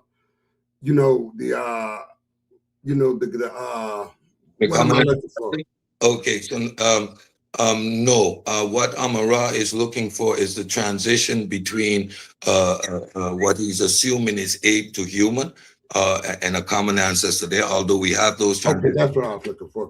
So listen, what I'm trying to say is, couldn't the common ancestor be in that, could be in that range of that single cell organism somewhere? It has to be, right? I do not understand the question. The question is, we evolved out the water of a single, I'm looking at a chart now where we supposed to walk out of the water and started the evolution process there. So if we come out the water, like Unc just said, we was fish at first, so That was my, you know, I'm just walk with me. So if we walks out the water and we come from fish to walking and then standing upright, it has to be in there somewhere. Am I right? Because that's where it started. I have no idea what you're saying, Santan, and you won't let me try and follow you. So you're repeating something that I do not understand. Let me do Asar right now. Asar, okay. All right, I'll just end here then. This is the last time, Asar.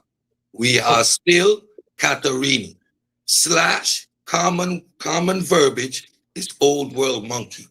If you are assuming that equates to a modern monkey, or I'm saying we come from monkey, that means you're ignorant and you don't understand this conversation. However, do not repeat out of your ignorant mouth anything that you do not need to strawman what I'm saying. I'm here and I'm well capable of articulating my position. So again, if your sensitivity in understanding this subject, and I'm going to say it again, we are classified within the group of Katarini. They are called Old World monkeys because there's a split between Old and New World monkeys. New World monkeys being wet nose turned down, Old World monkeys having this format. Okay? So if you do not understand the conversation, stand down. But read certain every time. Cedric said is showing your immaturity and your feelings. When I just explained the transition from para to monophylology, stop it. You're trying to make a point and there is no point to be made. Now, Suntan, abiogenesis, the early formation of cells, right?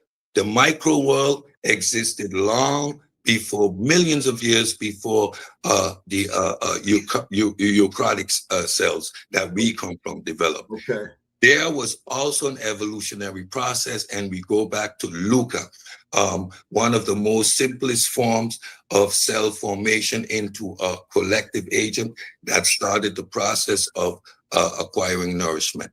And that evolutionary process led to the diversity of marine life, one of which was tectonic, a fish that can actually breathe air and live in the water, and his fins develop into a sort of rudimentary arms. That's why he could have done push-ups.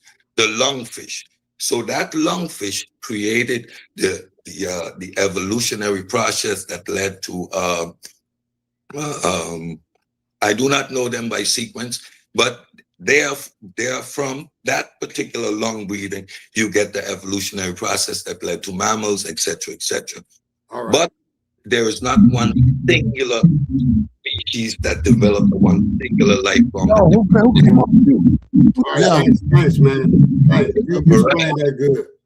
There's a variety of life that evolved in the sea. Tectonic, which eventually led to the tetrapods. The long-breathing fish is what led to our evolutionary track. Of course, the other species, primitive species, led to the development of other life forms. All right, Morpheus, let's get it. Okay. Let's go, Morpheus. You put yourself back on mute. I'm sorry. Yeah. Minister Armin McCarthy, you still there? Yeah, he's still there. Okay. All right. The reason why I always say that people don't understand what they're reading, right? And I stand on this hard because people don't understand what they're reading. What you just read, watch this. Work with me. The Torah is the 5 books, correct? Okay. Navim He's speaking to you, So then you have the prophets, which is known as Navim. Then you have the writings, which is Ketavim, right? So when you went to Daniel 9, I think it was 9 that you went to, which is Navim from the Old Testament, from the Hebrew Bible. Now, all 3 of those books together make up what we call the Tanakh. I want everybody to understand that. You got 3 forms: Torah, Navim, Ketavim, right? Those 3 together is what's called the Tanakh. Okay, why do I say that? When you brought up Daniel, I think it was 9, you interpreted Daniel from Naveen, from the Hebrew Bible. You interpreted that from the lens of the Christian New Testament. Now, I want you, when you get a chance, look at what it means. What you read from Daniel 9. What does it mean from Naveen, from the Old Testament, the people who originally wrote about Daniel? Read it from them and see what they say, right? Because you're interpreting it from the New Testament, right? That's where you make the mistake at. Look at what the original people said. What did they mean when they wrote that? Not what the Christians are interpreting, what they think Daniel was saying. No, you can't. That's a major mistake. You can't do that, right? Now, here's my major thing to you. I just want to point that out, but here's the question. You, as a religious person, have a right to reject the scientific information and knowledge, right, about evolution, where man comes from, blah, blah, so forth and so on, right?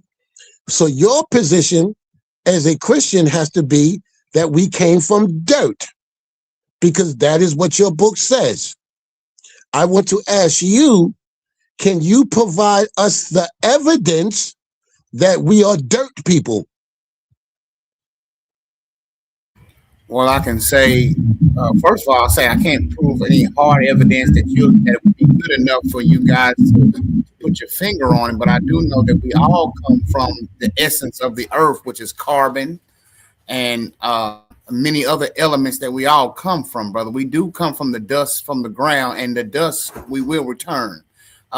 Even no matter how much knowledge you have, no matter where you come from, when you take your last breath, you're going back to the dust from which you come from. And so I don't know all the elements, but I do know that carbon is one of the major elements of this earth, and we all share this earth. Every living being on this earth shares these common elements, and even the pseudo killers would have to admit that we all come from the same place. And so, no, I don't have anything I can show you to say that we come from dirt. I don't have that. That is a belief, and I'm not ashamed to believe what I believe, brother. So indeed, we are carbon-based elements, but carbon. Hold on, y'all. Now, if we notice just now what just happened, when you ask Cedric, you want the details. Watch this now. You want the details. You want to know all the genetic, what was the transition. You want all these details. All these details. Now, when I ask you, give me the evidence according to the biblical text that we come from dirt, the best that I got from you was that, it's carbon. Carbon, right? Do you know how many elements are in dirt? Several. And when I asked Cedric, I wasn't asking him for I wasn't asking Cedric for explanation. I just simply asked him, since we didn't know the common ancestor, is it possible that it's intelligent design? That's it. I wasn't trying to drill him. I was not trying to make him give me all of this information, because like you said earlier today or last night or something, because I was on the road, none of us know 100%. None of us. So we're only trying to use what as best as we can and what we've experienced in life to try to navigate through this life. You don't know it all. I don't know it all.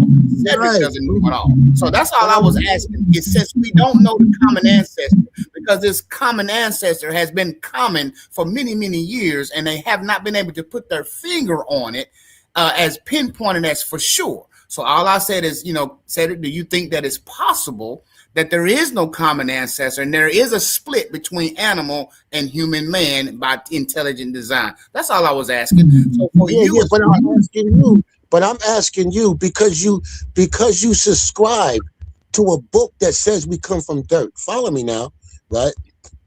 You subscribe to that, and that's what it says, that we was created from the dust, the dirt, of the ground, right? That's what the text says. Absolutely. I'm asking you, do you have any evidence of that claim being true? No, I'm not asking you about preaching, but we all going to die and we all going to go back to carbon. That's not what I'm asking you. That's all I can give you, bro. That's all I can give you, Morpheus. That's all I can give you. No. So your answer is no. You don't have any evidence that the Bible text that says we come from dirt is true. You don't have any evidence for that, correct? No, of course not. But I do know we all go back to the dirt. We all live in this world. If you die and lay your body on the ground, you're going to conform back to the dirt that you came from, brother. If you Time out. Amon Ra McCarthy. I love you, brother, but you can't say we are all going back to the dirt if you can't prove that we came from the dirt. See, that's what Morpheus is asking you. He's asking you, can you prove it? And you saying no.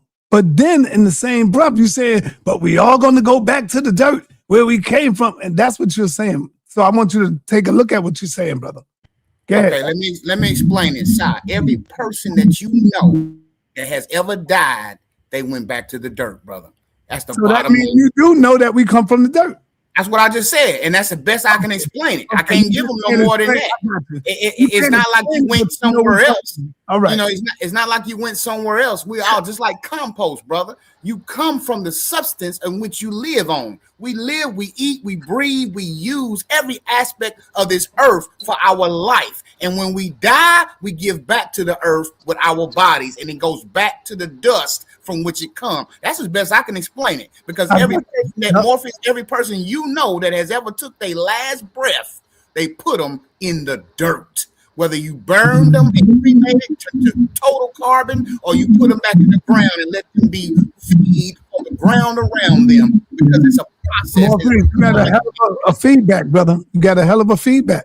And that's all I can explain, Morpheus. You know, I mean, I wish I could explain it better. I wish I had more knowledge like Cedric with the chemistry part, but my belief supersedes everything else. And I don't have a problem with that. I believe what the Bible says, and I don't give a damn what nobody say. That's what I believe, what the experiences I've had in my life. We're going back to the dirt. And when you die, all your knowledge, all your accolades is going back to the dirt from which you come. Butt naked you came, butt naked your ass is going out of here to the dirt. Go ahead, Morpheus. We create us to all animals on the planet that make this all that preaching you just did is not answering nobody up here questions. sa.neter made it as clear as he can because he understands the question that I put up. Now, you saying that we are going to go back to the dirt, right? Right? Everything in creation goes back to carbon. Everything. Are you saying everything came from the dirt? Let me ask you a question.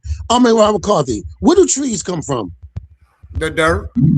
No, they don't. Look it up right now. They come from CO2 in the air. Trees come from the air.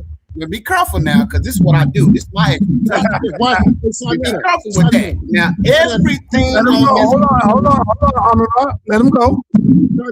Hey, go to your phone, sa.neter, and ask real quick so everybody can hear. Do trees come from the air, CO2? Watch this. Do trees come from the air, CO2? Yes, trees are primarily carbon dioxide in the air. Photosynthesis, they use solar energy to take the carbon CO_2 and combine it with water to create cellulose and sugars. While we often think of trees growing from the soil, the dirt only provides a tiny fraction of their structural mass, mostly minerals and nutrients. The vast majority of a tree's physical bulk, its trunk, branches, and leaves, is literally solidified air. Would you like to know how they release that carbon back into the Goddamn, Morpheus. Drop that bomb. Hold up, Morpheus. You just taught me right there, Morpheus. Goddamn. You want to watch this? Right. So thank you very much. So what we're looking at right now, y'all, we're hearing a bunch of preaching, but we asking questions, and the most you can give us is preaching. You don't even know where trees come from. You know, it comes from the dirt. No, they don't. But nonetheless, everything on planet Earth goes to carbon. Everything. That's what I said, man. Right. No. You said, no, what you said was men, women, life, human beings, we all go into the dirt. Well, what about the tree? Does that break down to carbon? How about mountains? How about that building? How about so on? Does that break down to carbon too? Everything breaks down to carbon. So you're not giving us an answer. You're not giving us an answer, Okay, right? brother, I gave you my answer though, brother Morpheus. I told you that's the best I can give you, but that's not good enough for you. I mean, I'm sorry if my preaching offends you, but hold on, let me finish. I'm sorry if my preaching offends you, but that's what I do, brother. I live to preach the word of God. And I'm telling you, I don't care what no chat GTP says. Everybody in this chat knows when you plant a seed, you have to plant a seed for the tree to grow. It comes from the ground. There's no tree you ever met just popped in the damn air. It comes from the ground. That's what I'm trying to explain, brother. Everything needs the ground, the soil to grow, and everything's going back to the soil. When that tree falls, that's made from this carbon you're talking about, when that tree falls to the ground, it's going to be absorbed by the dirt from which it came.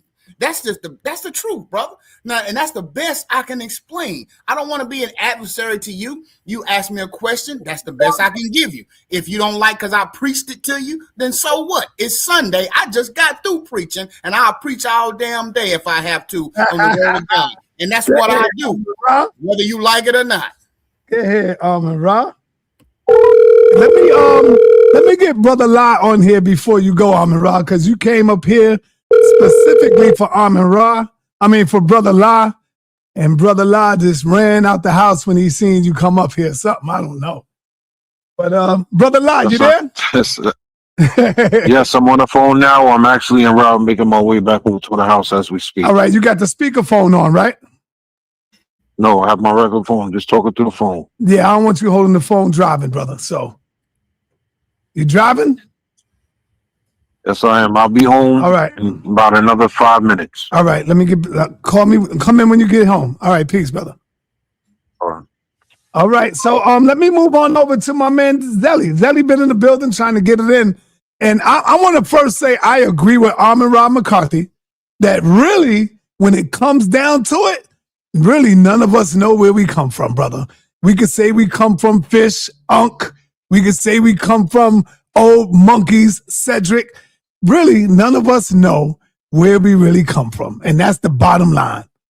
That's the bottom line. You could come up with all your scientific stuff. Oh, the fish got wings and they got arms, and you can look at the bone structure and you see the human bones. So what?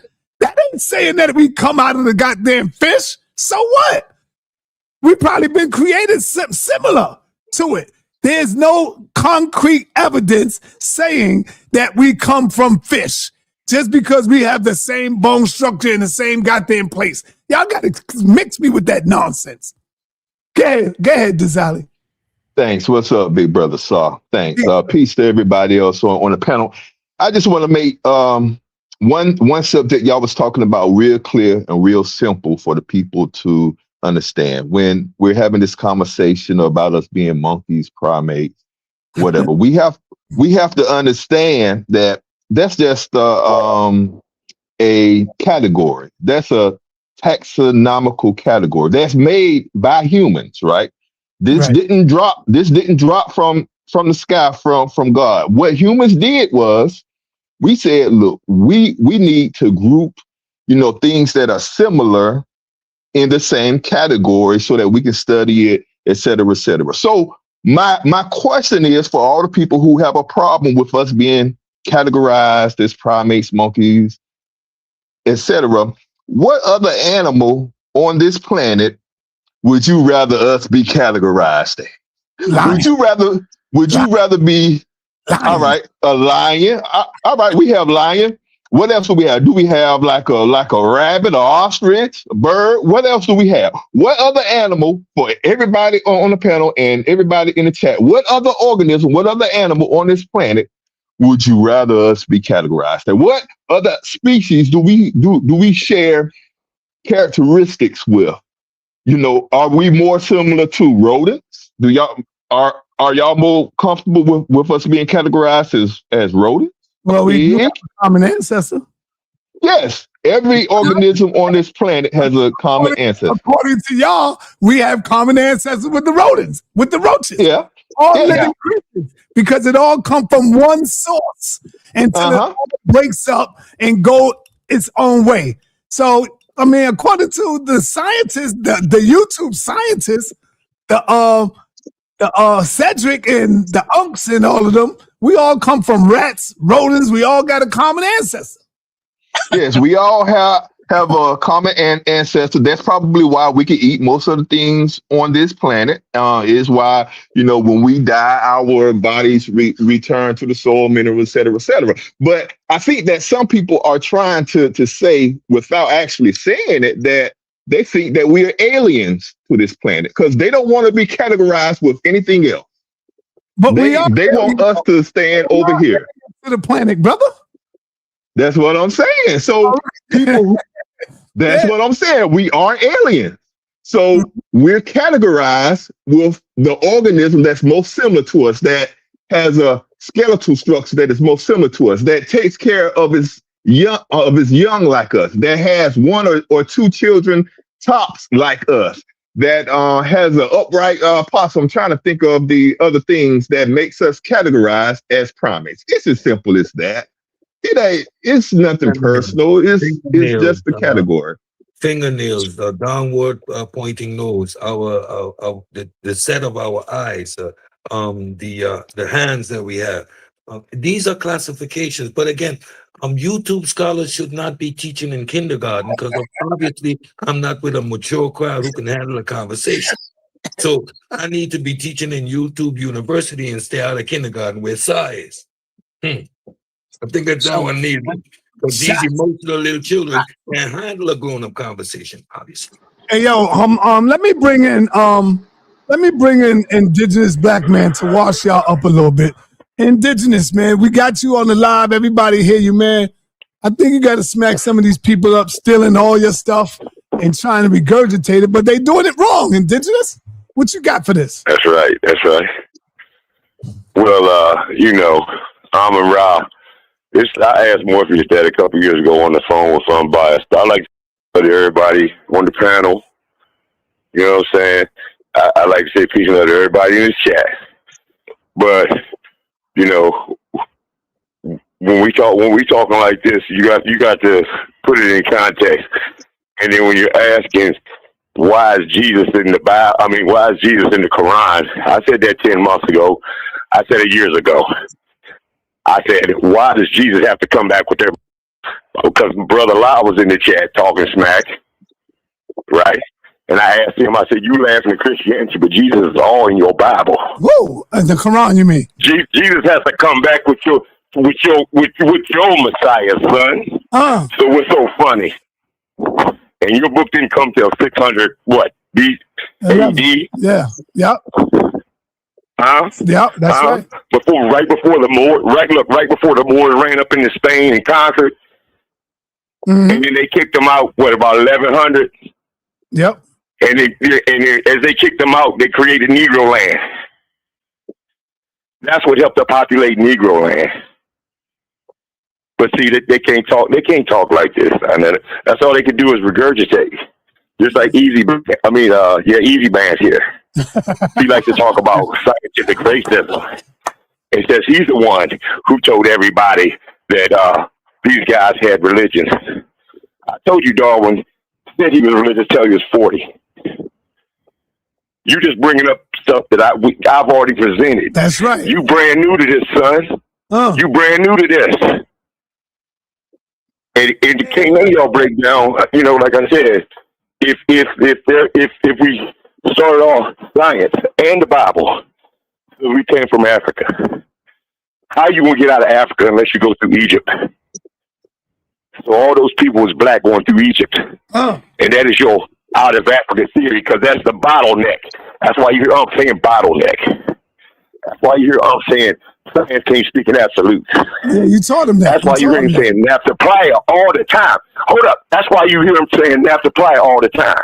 Because I told him science can't speak in absolutes, because a new find like naphtha playa will change everything tomorrow 2 years ago. Yeah, you taught them that. You taught them that, man. They don't want this smoke. That's why when I present sa.neter, none of them show up. Right. I'm calling them out, got their names in the title. They won't show up. See, they'll play with everybody else. They'll play the Ranger games with everybody else, debate and discuss. But when it comes to indigenous, they won't show up because I'll light them up. And I got the presentations to prove everything that I'm saying from years ago when I started this. Stop it. Mendel, Linnaeus, Blumenbach, all that. That's indigenous. Stop. Talking about the law of conservation of mass and energy. Hold on, indigenous. Amin-Ra got a question for you. Go ahead, Amin-Ra. Indigenous, I appreciate you, brother. I appreciate your scholarship and your realismism. I really want to just tell Suntan before I left, I appreciate, your steadfastness, brother. Folks that try to, put you in a box and say you still a Christian. Ain't nothing wrong with that, even if you are or you're not. I get a lot of my realismism from you and Sa, because and Sa, what was the brother name that came up with realismism? Brother Larry, Professor Larry. I call him Professor Larry. A lot of that you got to take into in common sense in your own personal life. Suntan tell you every day, it's your personal walk. You can't push it on nobody, and I never try to push it on nobody. But if you ask me, I'm gonna be as passionate as I can to explain it. Like Easy Bands, he gonna tell you. He ain't pushing it on you, but he gonna tell you. If you ask me, then don't be mad at my answer. So I appreciate you, Suntan and Sa, for that. I appreciate that. Hey, Cedric, do you want to ask indigenous a question? Don't be scared, brother. Damn, Cedric is the master teacher. All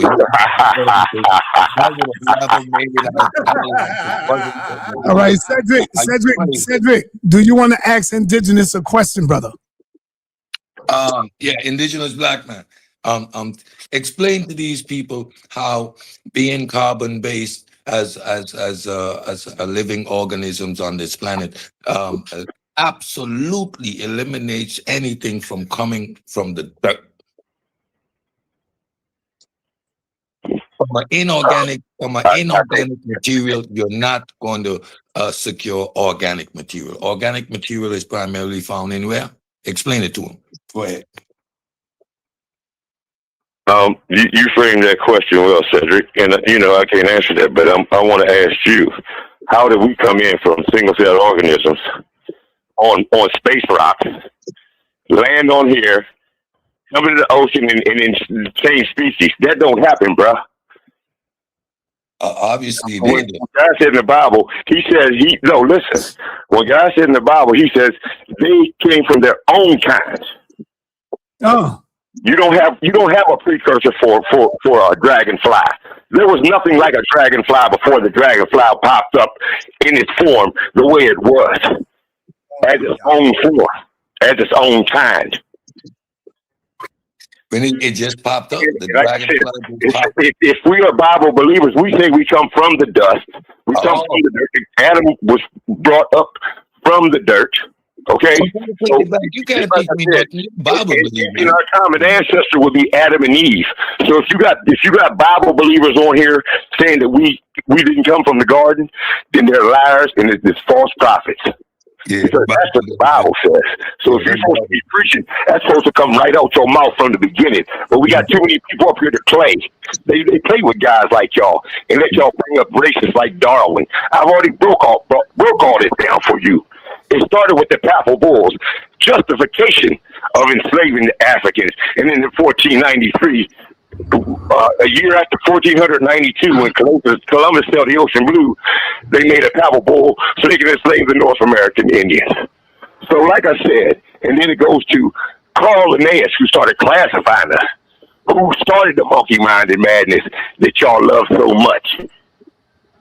We come from four monkeys. And one of them was named Lucifer. He's the one who created taxonomy. So and I the one who and then here comes Johann Friedrich Blumenbach, who created the race theory, who created craniometry, who created the term Caucasian, and said that humanity came from white people. All humans start off white. because the skulls that he started craniology to, the skulls that he was looking at were white. That he said all humans come from white. No science behind it. That was his theory. Okay, and then you go to Malthus. Then you go to Malthus. Malthus was the one who started the population control movement. Darwin was a big fan of his. He comes right after him. Okay, saying that we're lesser, and it's sooner or later the more advanced races will exterminate the lesser race. All right, indigenous. One more, and then we go to eugenics, which none of y'all really can explain. And I can break that down for you. Then you go to eugenics. So save it, Cedric. Save it. All that scientific racism, like I've been taught you years ago. Oh, all right. Come on, Suntan. You got a question for him? Well, I had a question for indigenous, but because I hear him in the chat all the time, but I can see he a Bible believer, so I'm good. Indigenous. I want to ask you this question here. When they had that debate yesterday, did you see it? No, he ain't see it. Oh, you didn't see it? What? Well, I want to. I've seen the aftermath. I'm sorry. I've seen the after party. How about this, indigenous? Can you go into the Old Testament and try to prove the New Testament don't work? No. That's all I'm saying. No.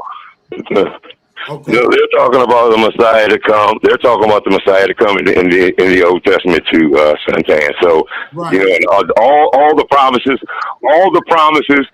were Jesus fulfilled all the promises. Now the fulfillment is not done because he has to come back. He still has to come back and take his people. He do a couple things. Not all of them are fulfilled, but Jesus is the fulfillment of all of those promises. Right. And that's what I was trying to say. So when you say the curse of Ham, there is no curse because Jesus came to remove all the curses. That's what the Bible says. Ooh, I want to say this right here, indigenous. A lot of people, and I approve of Morpheus, and I like his scholarship and everything like that. But he messed up the debate when he went into the debate. Talk to him about the debate. He ain't see it. He ain't see it. No. I'm just speaking to. Yeah, I didn't see it. A blanket statement. All right, go ahead. What he did was he went into the Old Testament, proving things in the Old Testament makes the New Testament non and void, and saying that Christ was a lie and that he was a fraud. But you can't do that because Christ was a new covenant. Would you agree? Yeah, in Romans 8:3 it says that Christ redeemed, to redeem us from under the law, because it was the law was under wicked flesh, right. and so he came and that took that part away, because we couldn't live under the law. If we would, we'd all be in line to be stoned tomorrow because of all the wickedness that we've done in our lives. All right, let me get Amirab McCarthy. All right, so I would just say this. No, not you, Amirab. My bad. I meant to say Asad and Ka. So when we look at a couple things, we got an issue with what they're saying evolution-wise. This is why I say convergent evolution is different than divergent evolution. You guys cannot find this common ancestor no matter what you do. And it's because Bigfoot does not exist. We've seen the astropoliticans, we've seen the fake bodies they continue to try to generate in order to make this in-between ancestor. It does not exist. What does exist, which you guys continue to run around with, and you say, come on, but every time we try to discuss this at the debate, you get off the phone and something crazy. So listen, when it comes to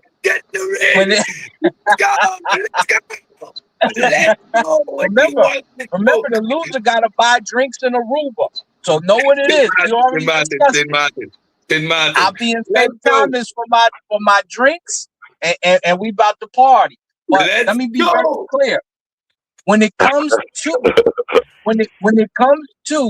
the the molecular structure and the DNA pool that is pulled with the RNA, the only thing that you have is ancestors on a molecular form. In fact, unless you go to a different kind directly, you won't see a different kind of species generate another species unless that species can't have children, such as a mule, such as a liger, such as the tigor, whatever they call it. And all those things. Land park your car. Because before you leave, I want you to read the comment on the screen before you leave. Oh, absolutely. Absolutely. All those things need an act of God, as they call it, meaning humans have to intervene for the animals. So if there's no humans, who is intervening for the human in order for us to split species that you can't find with an ape? Talk to me. And let's read this real quick. It says, me that question at the debate. All right, let me say this. No, hold on. You got to read. This. Can you ask anyone on the panel that's religious why the people of Kemet never mentioned anything biblically, any biblical history? Because the Bible didn't exist at that time, and I'll end right here. When a star worship comes into play, they switch the time from 360 days to 365 days in a year. When the makeup of Jesus comes into play, you go from BC to AD. So know a duplicate when you see it. Go ahead. Right. Go ahead, Indigenous, and then I got to hang up. Get your last words out. All right. I appreciate you, son. I really do, brother. When we bring up the term evolution, that's a theory. That's Darwin's theory. It's called the theory of evolution. You didn't have that before Darwin. He coined that phrase. So when we're talking about evolution, it's just a theory. That's why I brought up the law of conservation of mass and energy. That says something cannot come from nothing. That erases your Big Bang.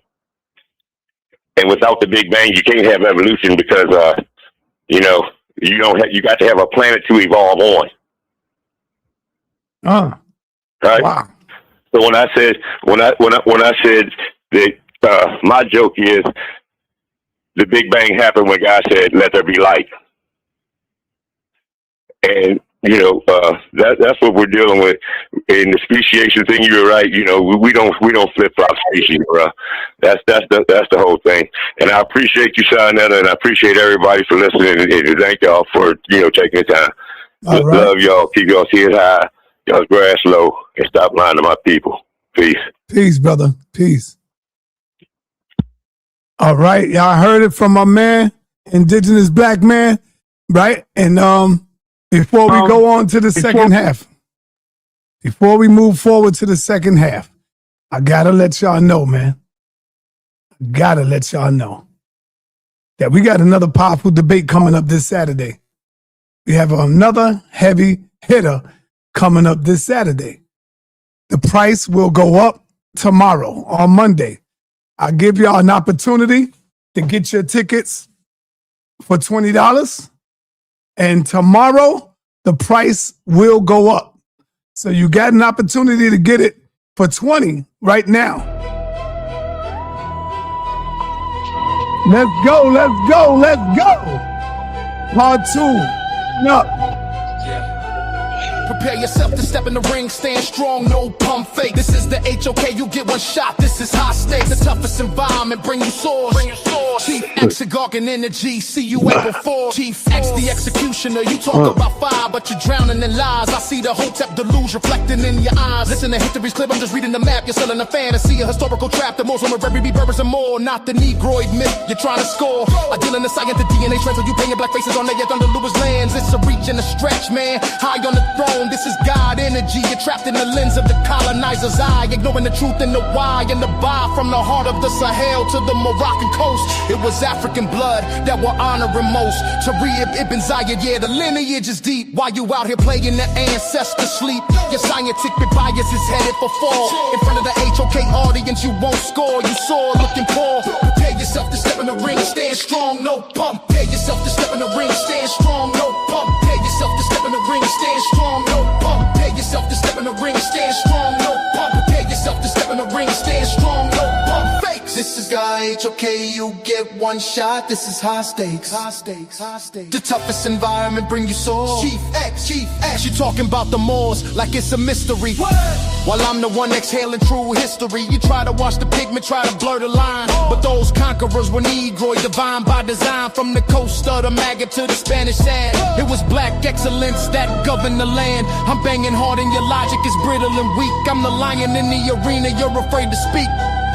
Prepare yourself to step in the ring, stand strong, no pump. Prepare yourself to step in the ring, stand strong, no pump. Prepare yourself to step in the ring, stand strong, no pump. Prepare yourself to step in the ring, stand strong, no pump. Prepare yourself to step in the ring, stand strong, no pump. Got energy, hold your breath, GE, you drowning in the hype. Trying to fit a whole empire into one single type. The Moors were a mix, Berber, Arab, and more. Not a monolith landing on that Iberian shore. You're reaching for labels that didn't exist back then. I'm using the science, the data, and the pen. You call it God energy, but it's just noise. I'm a scholar in the trenches, you playing with toys. Chief X. God energy. See you April 4th. Chief X. God energy. See you April 4th. God energy, see you April 4th. You're going down.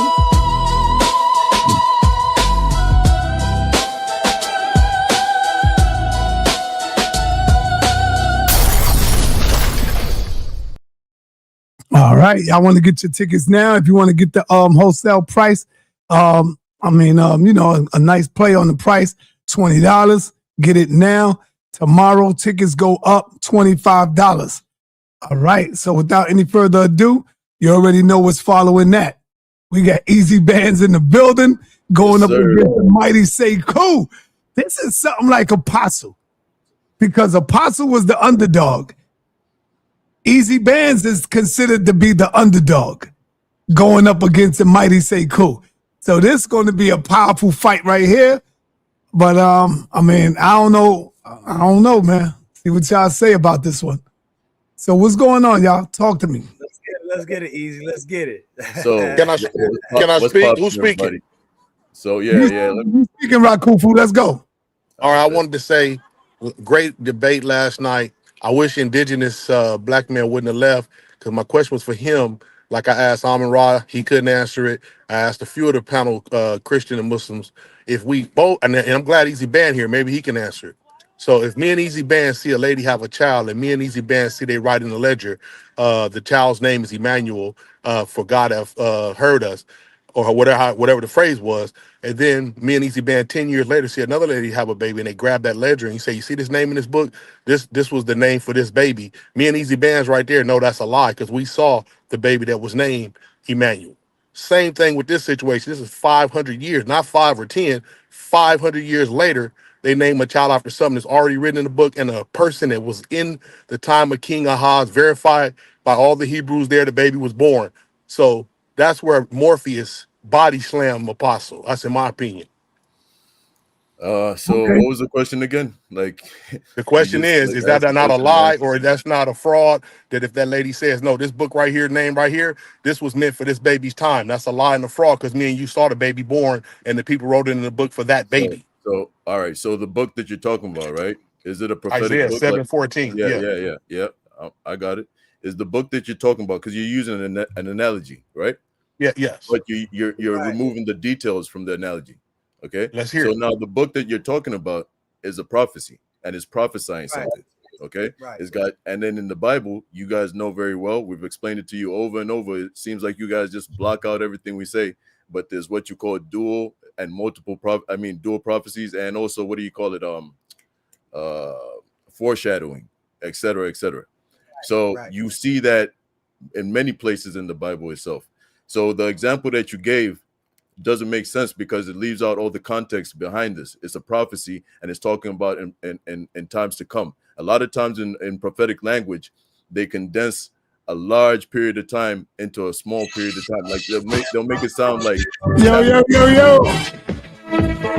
Yo, I'm sorry, y'all. I got Professor Larry calling in. Larry, you live on the air, brother. You called in on my live show. Yeah, what you got to say to the people? We hear you. Called in on your live show. Yeah, what up? I called in on your live show. You know why you called in? Because a brother brought your name up, and it was Amon-Ra McCarthy. In a good way, not a bad way. He brought your name up. Well, the reason I called you, but to the people that can hear me, and the reason I called you is because a thought occurred to me, right? Uh-huh. You know, they kicked me off Facebook. They kicked you off Facebook. So, you keep on bringing that realism. Yeah, that's why. They kicked me off. They locked my Facebook up, right? So as people commenting on Facebook posts, and I know they wondering why they haven't heard from me, but that account is locked. I can't access that shit. Facebook like they doing me the dummy. They send me a message say they think my account been hacked, and then they send me a message saying I'm making statements that go against their guidelines. So they suspended me, and after 180 days, they find that I violated their rules that my account is going to be permanently disabled. So basically, they just shut that shit down. But what I would like you to do, right, is I would like you to answer this for me, right? Because when safe to be around Barack Obama was in office, I was hearing a lot of militant talk from camps about, militancy, right? Right. And now that this rampant fool is in office, it's like Sunday school. I don't hear nothing. No rah-rah, no bang on the beat. No, I don't hear none of that. And I'm like, wait a minute. There was a conscious community, wasn't there? Yep. And they did talk about revolution, didn't they? Yep. And they were saying how militant they were. Didn't they have guns and shit? Yeah. With fatigues on and uniforms, talking about they the troops and shit. Where they went? Where are they? Hey, I don't know. Now, so I'm scared. Listen, I'm looking at the news today, right? And I see airport ICE officers, and I see 4 black guys marching. And I'm like, wait a minute. See, the mindfuck is real. So they don't have masks on at the airport, they black. But the ICE out there beating the shit out of white people got masks on. And they don't look black. What's really going on?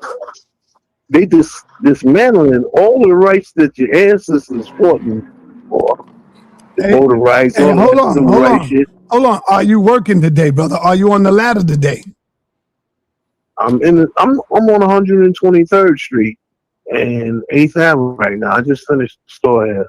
All right, I got to catch up with you. But before you go, because I'm live, I'm doing the show, I want to ask you this question because we're talking about this right quick. I want to ask you, because I know you have a lot of information on this topic. Were the Moors who conquered Spain black/Negroid? The slaves were. All right, what about the Moors? The slaves were. That's what I'm talking about. Okay. Listen, what you have to do, right? Is you have to dismiss the narrative that you can glean from photos that are taken of people looking like princes and shit, right? Right. And you got to look at a state like Mauritania today, right? Right. Mauritania has white Moors and black Moors, and the black Moors were slaves. The descendants of the black Moors are called Haratine, right? Right. Now, I'm sitting in a store right now, and I'm looking at one. He works in this store on 123rd Street. He's from Mauritania. So you saying understand? the Moors that conquered Spain was the slave Moors? I'm saying no, there was a slave army. Okay. Now you had, of course, with an army, you got a couple of commanders, and you got free dudes, and they all had free blacks that was with them. But Moors with the red hats and shit, that's a slave army. Okay. That's a slave army. That's why you see it repeated.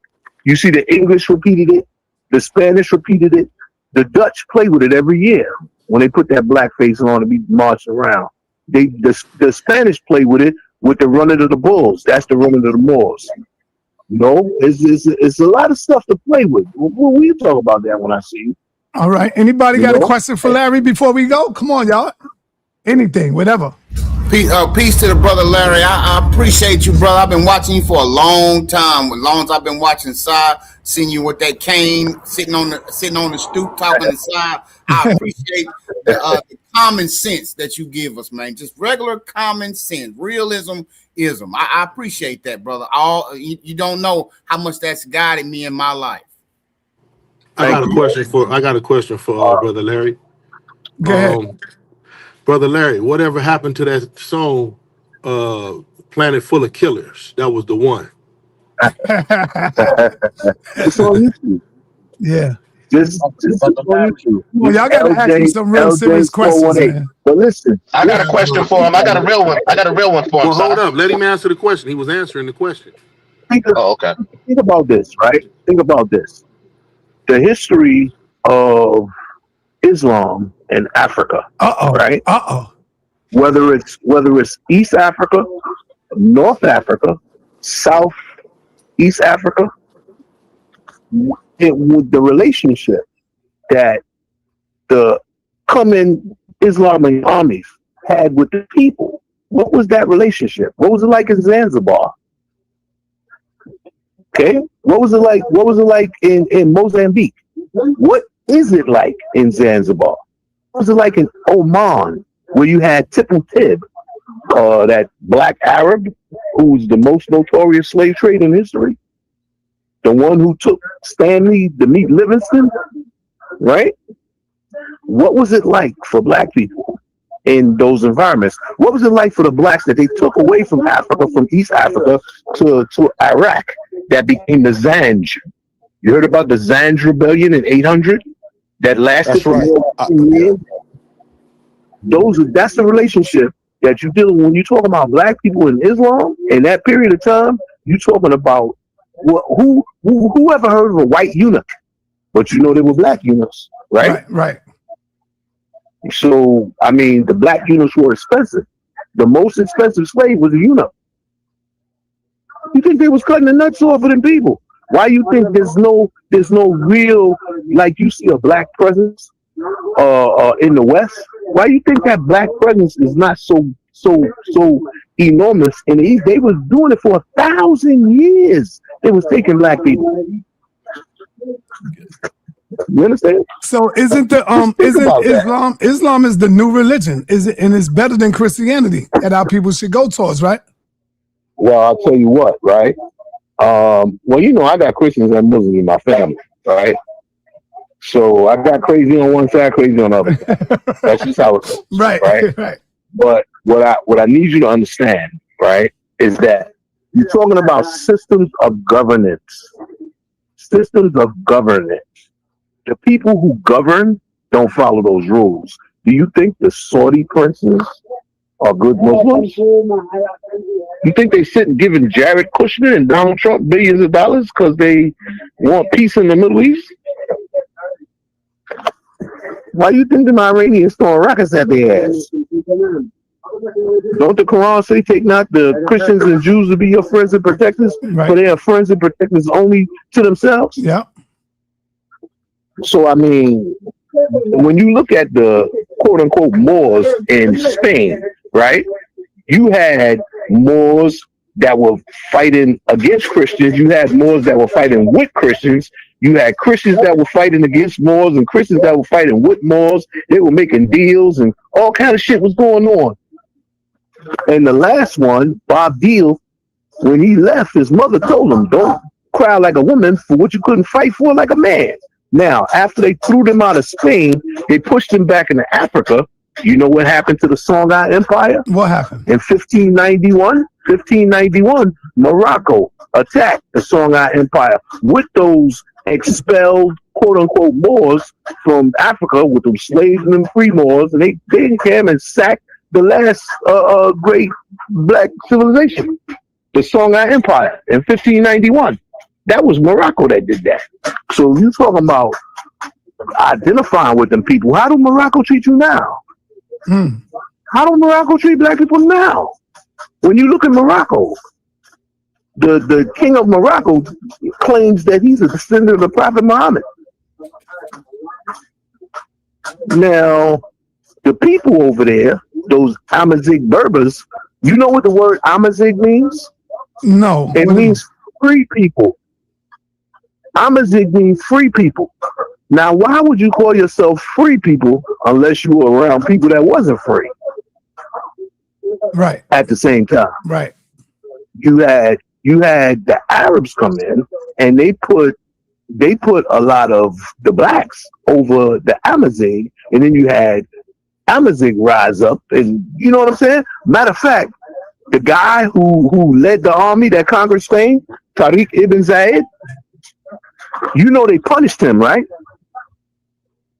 Because they only told him to land on the beach and do something, and he went further than they told him to do. So, you know, at the end, he wound up being stripped of his authority and his power and shit.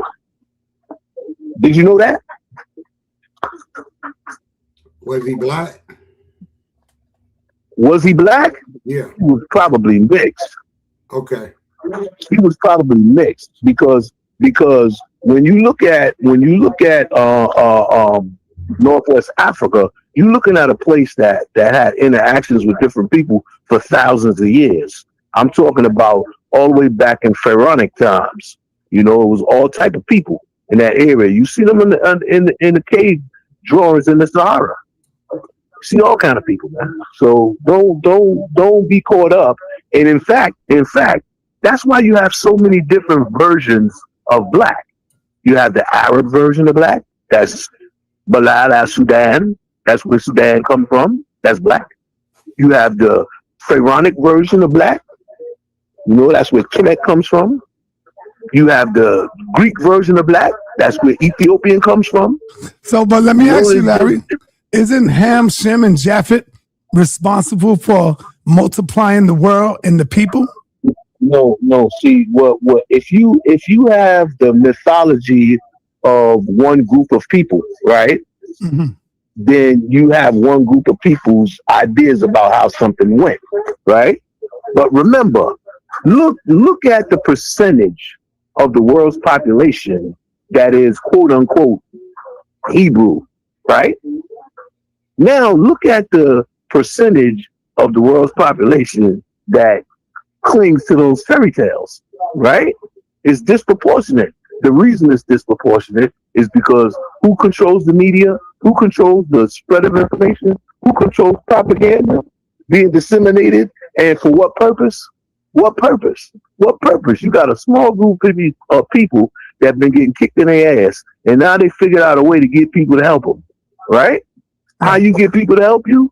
By mind fucking them. That's why you got racist white people in America that are the most staunchest supporters of Israel. They hate Jews, but they support Israel. Why? Because they've been mind fucked into thinking that in order for the day of judgment to occur, the Jews have to be back in Israel. That's a mind fuck. So they'll do anything to help the Jews get back to Israel. That includes wiping out the Palestinians, bombing Iran, all kind of shit that don't make no damn sense. Sending all your U.S. kids over there to die for somebody else. Meanwhile, do you know how many Jews is in Israel right now protesting that war? They don't want to fight. They don't want no parts of that shit. It's an agenda at play. And there's pawns on the board. Now, we know that the king is batshit crazy, so he's not making the decisions. That's not him. It's not coming from Trump. He's incapable of one-dimensional chess. let alone 3-dimensional chess. He is incapable of that shit. If you listen to him, he rambles from this to that to this. Donald Trump is the white natural Tahuti. Yo, come on, man. Come on, Bro, man. You're right. That's how you do it. He ain't lying. Did you I connected you with Ahmed Kadar to see if you got a chance to go to Senegal. If I don't know if y'all still connected, but that, and also, can you speak a little bit, since we talking about Israel, to the oldest video in 1925, I want to say, where they have the Israelis and they all appear to be black? Well, you know what you have to remember, right? Is you have to remember that there was a Turkish army that had control of Palestine for a long time, all the way down into Egypt. That's where you get those bays from. That's from the Turkish. Now, when the Turkish took over, right, the Turkish was on that slave soldier shit too. When they took white Christian boys from their Christian populations and they called them janissaries, right? They were the guards for the sultans. When they did it to the blacks, right? When they did it to the blacks, they put the red hats on them, right? And that's where you get your bays from, okay? But that's the Turks. Remember, you're dealing with Turks, you're dealing with Arabs, and you're dealing with Amazigh Berbers. And all of that cultural stuff mixed up and twirled together and stuff, that's where you get your twirling Sufis and whirling dervishes and all. Matter of fact, Sufism is the most popular form of Islam in Africa. Not Shia and not Sunni. It's Sufism. But isn't our ancestors Israelites? How can the ancestors of We do have some ancestors that's Israelites. Listen to me. How can the ancestors of black people be Israelites when, according to the Israelite story of origin itself, they came out of slavery, a mixed multitude? So they wasn't even a people. They was a mixture of people coming out of slavery in Egypt. This is their story. Remember, their origin story is that they were a small group of people that got enslaved. They grew the population enslaved, and they came out of slavery, a mixed multitude of 600-something thousand, and they wandered around for 40 years in the desert, and then they took, they raided somebody and took their land. Now, the part of the story that's real is that their ass came out of the wilderness, they took somebody's land. They've been up to that shit for a long time, since 1948. They had the help of wealthy. Remember, I don't like to speak bad about any group of people, but I do have to tell you that I admire the fact, yeah, I said that word. I admire the fact that they had a plot, they had a plan, they instituted that shit, and they stuck with that shit, and they bringing that shit into reality. Now, if we could just have a plot and a plan and stick to the shit and bring it into reality, I think we'd be better off. Because right now, everyone is following something else. Everyone is going in a different direction, and we all moving away from each other. We can't trust each other because we all think that we've been compromised. When the truth is, the whole system is compromised because it was built on a house of bullshit. Anytime you build something off the desire to take something from somebody else and make a profit, once that shit comes, hey, wait a minute, the people that we was robbing ain't there no more. You gotta have somebody else to rob. So let me ask Who you gonna rob next? So Larry, would you say that the ancient Kemetic people could be our ancestors? Listen, do you remember I sat on the bench with the Jabari? Right. And he was upset because I made a comment in a post that I made on Facebook. Right. And I said there was crackers in Egypt too. Right. Okay. I kind of need you to understand, right, that the beef that the people that they want to call Nubians had with the people that they want to call Egyptians, right? Mm-hmm. Is that the people they want to call Egyptians would raid the people they want to call Nubians to get workers. All that shit about, oh no, they didn't use slaves to build the pyramids. This is some bullshit. You understand? Ooh, yeah. That's some bullshit. You know black people like I know black people. Ask somebody to help you drag a rock up a hill. Right. What they gonna tell you? Hell no. Right? Pay me. Now, remember, what is the purpose of dragging this rock up a hill? Oh, we building something for master. What? What's in it for me? Nothing. Oh no, and now you got white scientists talking about, oh no, we found evidence that they were giving portions of beer and grain and shit. How are you gonna make somebody drag a rock and they feeding them? Yeah, they fed them. That's not a salary. That's a requirement. You got an oil engine. They fed the slaves in Atlanta too. They wasn't. You still can't call them workers, employees, although they were employed. You know what I'm saying? Mm-hmm. They like, listen, TSA workers today. They working with no pay. What you call that? Slave. Working with no pay. You know, it's like a rapper, right? And the word nigga. Okay? Mm-hmm. The rapper takes the word nigga, puts the word nigga in a lyric, and gets paid. Gets money. Making money off saying nigga. Now, meanwhile, on the plantation, that would be the projects or the hood, you got people running around saying that shit for free every day, all day. Nigga, nigga, nigga, nigga, nigga, nigga, nigga, nigga, nigga, nigga. Right? So that's a crop that's growing in the field. Somebody harvests that crop. A comedian, he makes jokes. He makes money. A writer writes a script. He includes that crop. He makes money.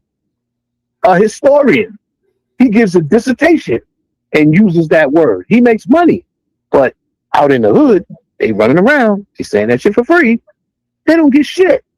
That's the same thing that happened with cotton on the plantation. That shit just growing. You pick that shit. You ain't getting paid. The one that's processing it is getting paid. You know what money is made out of, sa.neter? What? 75% cotton in America, right? Mm-hmm. 75% cotton. I need you to understand the significance of that money in America is made of cotton. That means the money in America is based off of the slave economy of America, based off of the backs of black people in America. And not just black people, because white people are enslaved too in America. And I'm not talking about indentured slaves. I'm talking about actual plantation, field working white people in America. And I'll tell you how, and I'll tell you how you understand. And all you have to do is open your eyes and look. Don't they tell you that one drop of black blood make you black? Yep. Don't you know that the slave masters and the overseers and shit was raping the shit out of them women? Mm-hmm. They was having babies. Them babies was having babies. They was raping them too, until their ass started being quadroons and octoroons and whatever rooms and shit, and damn near white people like Thomas Jefferson kids, and they was enslaved, right? Right. That's white slaves. How's it not? Let me ask you this. What did you get out of the state? No, what was it, y'all? When Sekou came over, he talked about how the government all agreed about the slave trade, about the slavery, apologize and all that. What was that again, y'all? Reparations. Yeah, reparations. Reparations. The United States wouldn't agree with it. Yeah. United States, Israel, and somebody else. Right. Right? Yeah, I'm aware of that. Argentina. What, Argentina. if Venezuela, our new oil partner. That's what I was going to say. But if I'm a criminal, right? If I'm a criminal and I'm actively engaging in a crime, right? Do you think I'm gonna say that I'm doing this? Right. You ain't gonna confess to it.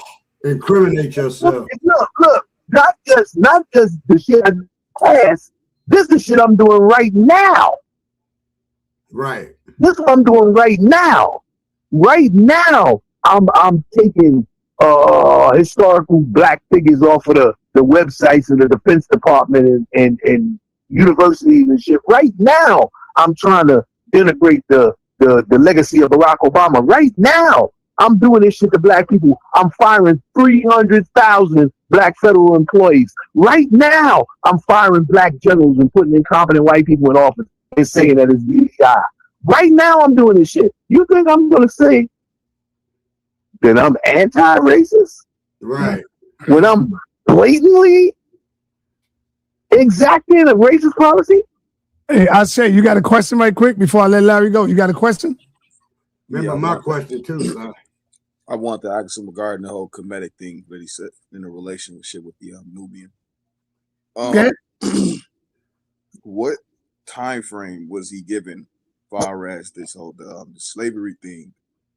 And what about cases like Mentuhotep II, Taharka, Pi, and even the connection between the Nubians and the Cometians during the Hyksos reign, when the Hyksos tried to send the letters down to the Nubians, but the Egyptians were able to intercept that and then build a coalition with the Nubians to aid them in ousting out the Hyksos.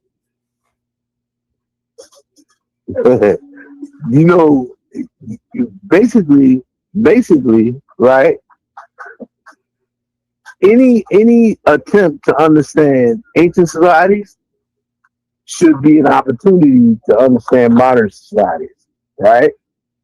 The one thing that has been successfully employed against black people by everyone else is that divide and conquer tactic, right? They have us looking at ourselves like we cannot trust each other, but yeah, based on this, based on that, right?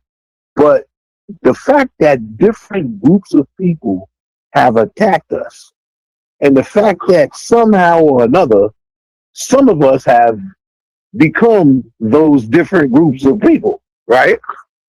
Where France, where you have some black people that have become French. I had black chick look me in my face and told me she was French. I'm like, you what? I'm French. How the hell are you French? I speak French. Yeah, you speak French, but your ass ain't French. Where you from? Senegal? You know, from Senegal. You probably Wolof. Yeah, I'm Wolof. So how you gonna tell me you French? You understand? Mm-hmm. It's like some black people that speak Spanish think they ass Spanish. You got black people in America think they ass American. You know, it's and Indian. Don't forget the Indians. Yeah, listen, not for nothing, right? Not for nothing. There is no such thing as an Indian. Like there's no such thing as an African. Like the people didn't call themselves that before other people called them that. Either one, Indian or African, right? And the worst part about it is where I'm sitting at right now in Harlem used to be this area was a former Dutch colony. The English took it in 1664, right? Changed the name from New Amsterdam to New York, okay? The Dutch had enslaved and free black people here. So that when the English took over, there were free black people in America. That's important because when you hear about runaway slaves from the South, right? I was just telling my brother this morning, right? Nobody ever asked, well, how the hell were they hiding if it wasn't for black people? Because you can't just go running through a white town and your ass is run away. Who you running from? Wait a minute. Hey, I just seen the black guy just go past. No, they was hiding among the free black people that were already here, right? And when I say already here, that would be already here when the English got here. You understand? That's a part of the conversation that gets left out, is the time frames and the dates of when people were talking about. When they tell you things like they stole our own land, they kidnapped us from our own land and sold some slaves here. Yes, that did happen. But what's the time frame? Remember Solomon Northrop, 12 years a slave? He was born in New York, free. They kidnapped his ass and took him down south and sold him as a slave. That actually happened. That was happening. I respect you as a person, brother, but you have not answered the question in no way, shape, or form. You have not answered the question about the time period regarding the Egyptian slavery that I asked you about. You have not confronted. One second, because I let you go on the long soliloquy and you got kind of like carried away and you moved the goalposts. You took us all the way to the Americas and Europe, and really asked you about Egypt and its relationship with Nubia. And I hinted to a couple of the instances we could see the Nubian Kemetic relationship. So you made a statement that a lot of times the time frame is left out, but I asked you about the time frame and you still have not given the time frame for this Egyptian Nubian slavery. My statement to you was, if you want to understand the time frame of the societies, then you have to understand societies now. You cannot understand the societies in ancient times if you don't understand societies today. It's impossible. How are you going to do it? You don't speak the languages. You have only references that are only partially stories told by other people. But what you do have is monumental evidence, and you have graphic evidence. Excuse me. You have pictographic evidence. You have archaeological evidence. And then you have from what time in archaeological, pictographical, all that stuff has time periods. You have yet to give the time period for your Nubian Egyptian slavery. I'm still looking for the time period. You keep on answering me back. To understand modern slavery, you have to understand ancient slavery. You have to understand modern slavery. Well, first we have to get the time period of the people or the civilization that you're even talking to, man. It's like you scamming. I'm gonna just call it how I see it. You're scamming us. Time out. Have a nice day. I don't do that. Have a nice day. All right. Sir. Yeah. You don't know how to do that? Say that again. Open up. He don't know how to do that. Look. If he wants a time frame for slavery between Egypt and Nubia, all he has to do is open up a goddamn book and see when Ta'aka and Pianka attacked their ass. What do you think he was attacking them for? Mm-hmm. You think they just decided in the 25th dynasty? They got tired of that shit. Now, if you don't understand that, you go back. You can even look at when the Romans tried to get up in there, and then females chased them up out of there. But if you want time, brother, all that shit's written down. Go to the library and look. Those are not questions that you ask in a conversation. That's something that you research on your own. You look at a book, and then you know all that information is written down. There's no hypocrite. You just said that we need time periods, but yet you saying that you can just talk without giving them. That's craziness. I'm a hypocrite. Yo, no disrespect. That's not disrespect. What am I supposed to say when he's doing what he's doing? What is another word that I can use? Hypocrisy is saying something and doing something else. I called him the name. What have I said? And what have I said that I've done something else? What? What?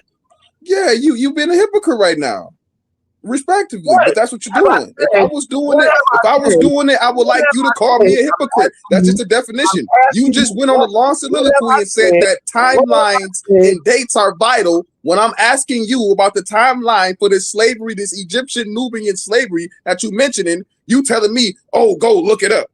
Like what? So what? Like, that's craziness, bro. We are at the HOK. We are at the source up and shut up space. You just running your mouth at this point.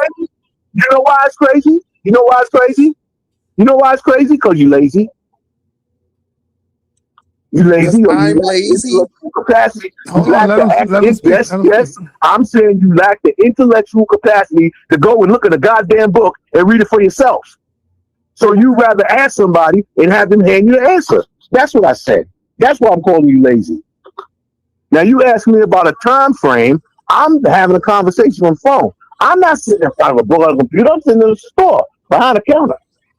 You up here talking about Egyptians enslaved Nubians. That's what you up here saying. And you up here basically saying like the Egyptians were racist towards the Nubians. So I gave you a couple instances where we can actually see, like, you know what? I don't want to have an ignorant conversation. Never, you got it. That's a fact. Now, I told you before, have a nice day. Can I say something to him, sir? Let me hear Brother Ngolo first. All right. Yeah, I would like to ask the brother Larry a question. Yeah. Brother Larry, would you, in your estimation, would it be accurate to describe these current Islamic fundamentalist groups that are ravaging West Africa, like ISWAB and Boko Haram? Would they be the modern version of what the Almoravids were that came down and destroyed the Ouagadougou Empire with the Tukulor, with today of the Fulani?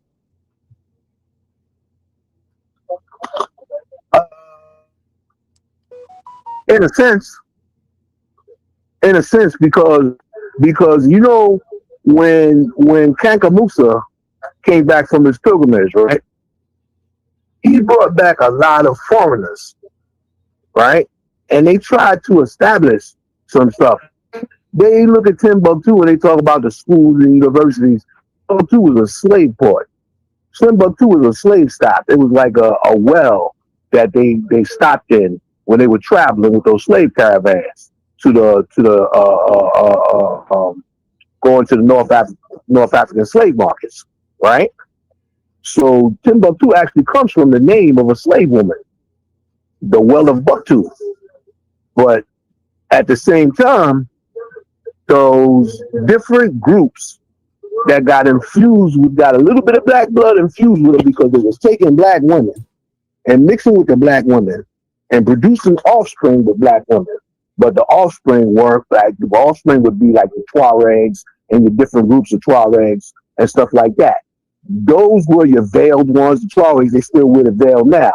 Not all of them wore veils. When you see them pictures in the movies, not the movies, the pictures that come out of Europe with the blacks with the veils on, those are different kind of, those people still wear them veils today. In Morocco and Mauritania, they don't wear veils. They wear covers their face with their turbans. They come down with the cover, but the veils, where you have the men who wear the veils and the women who don't, is the Tuaregs, right?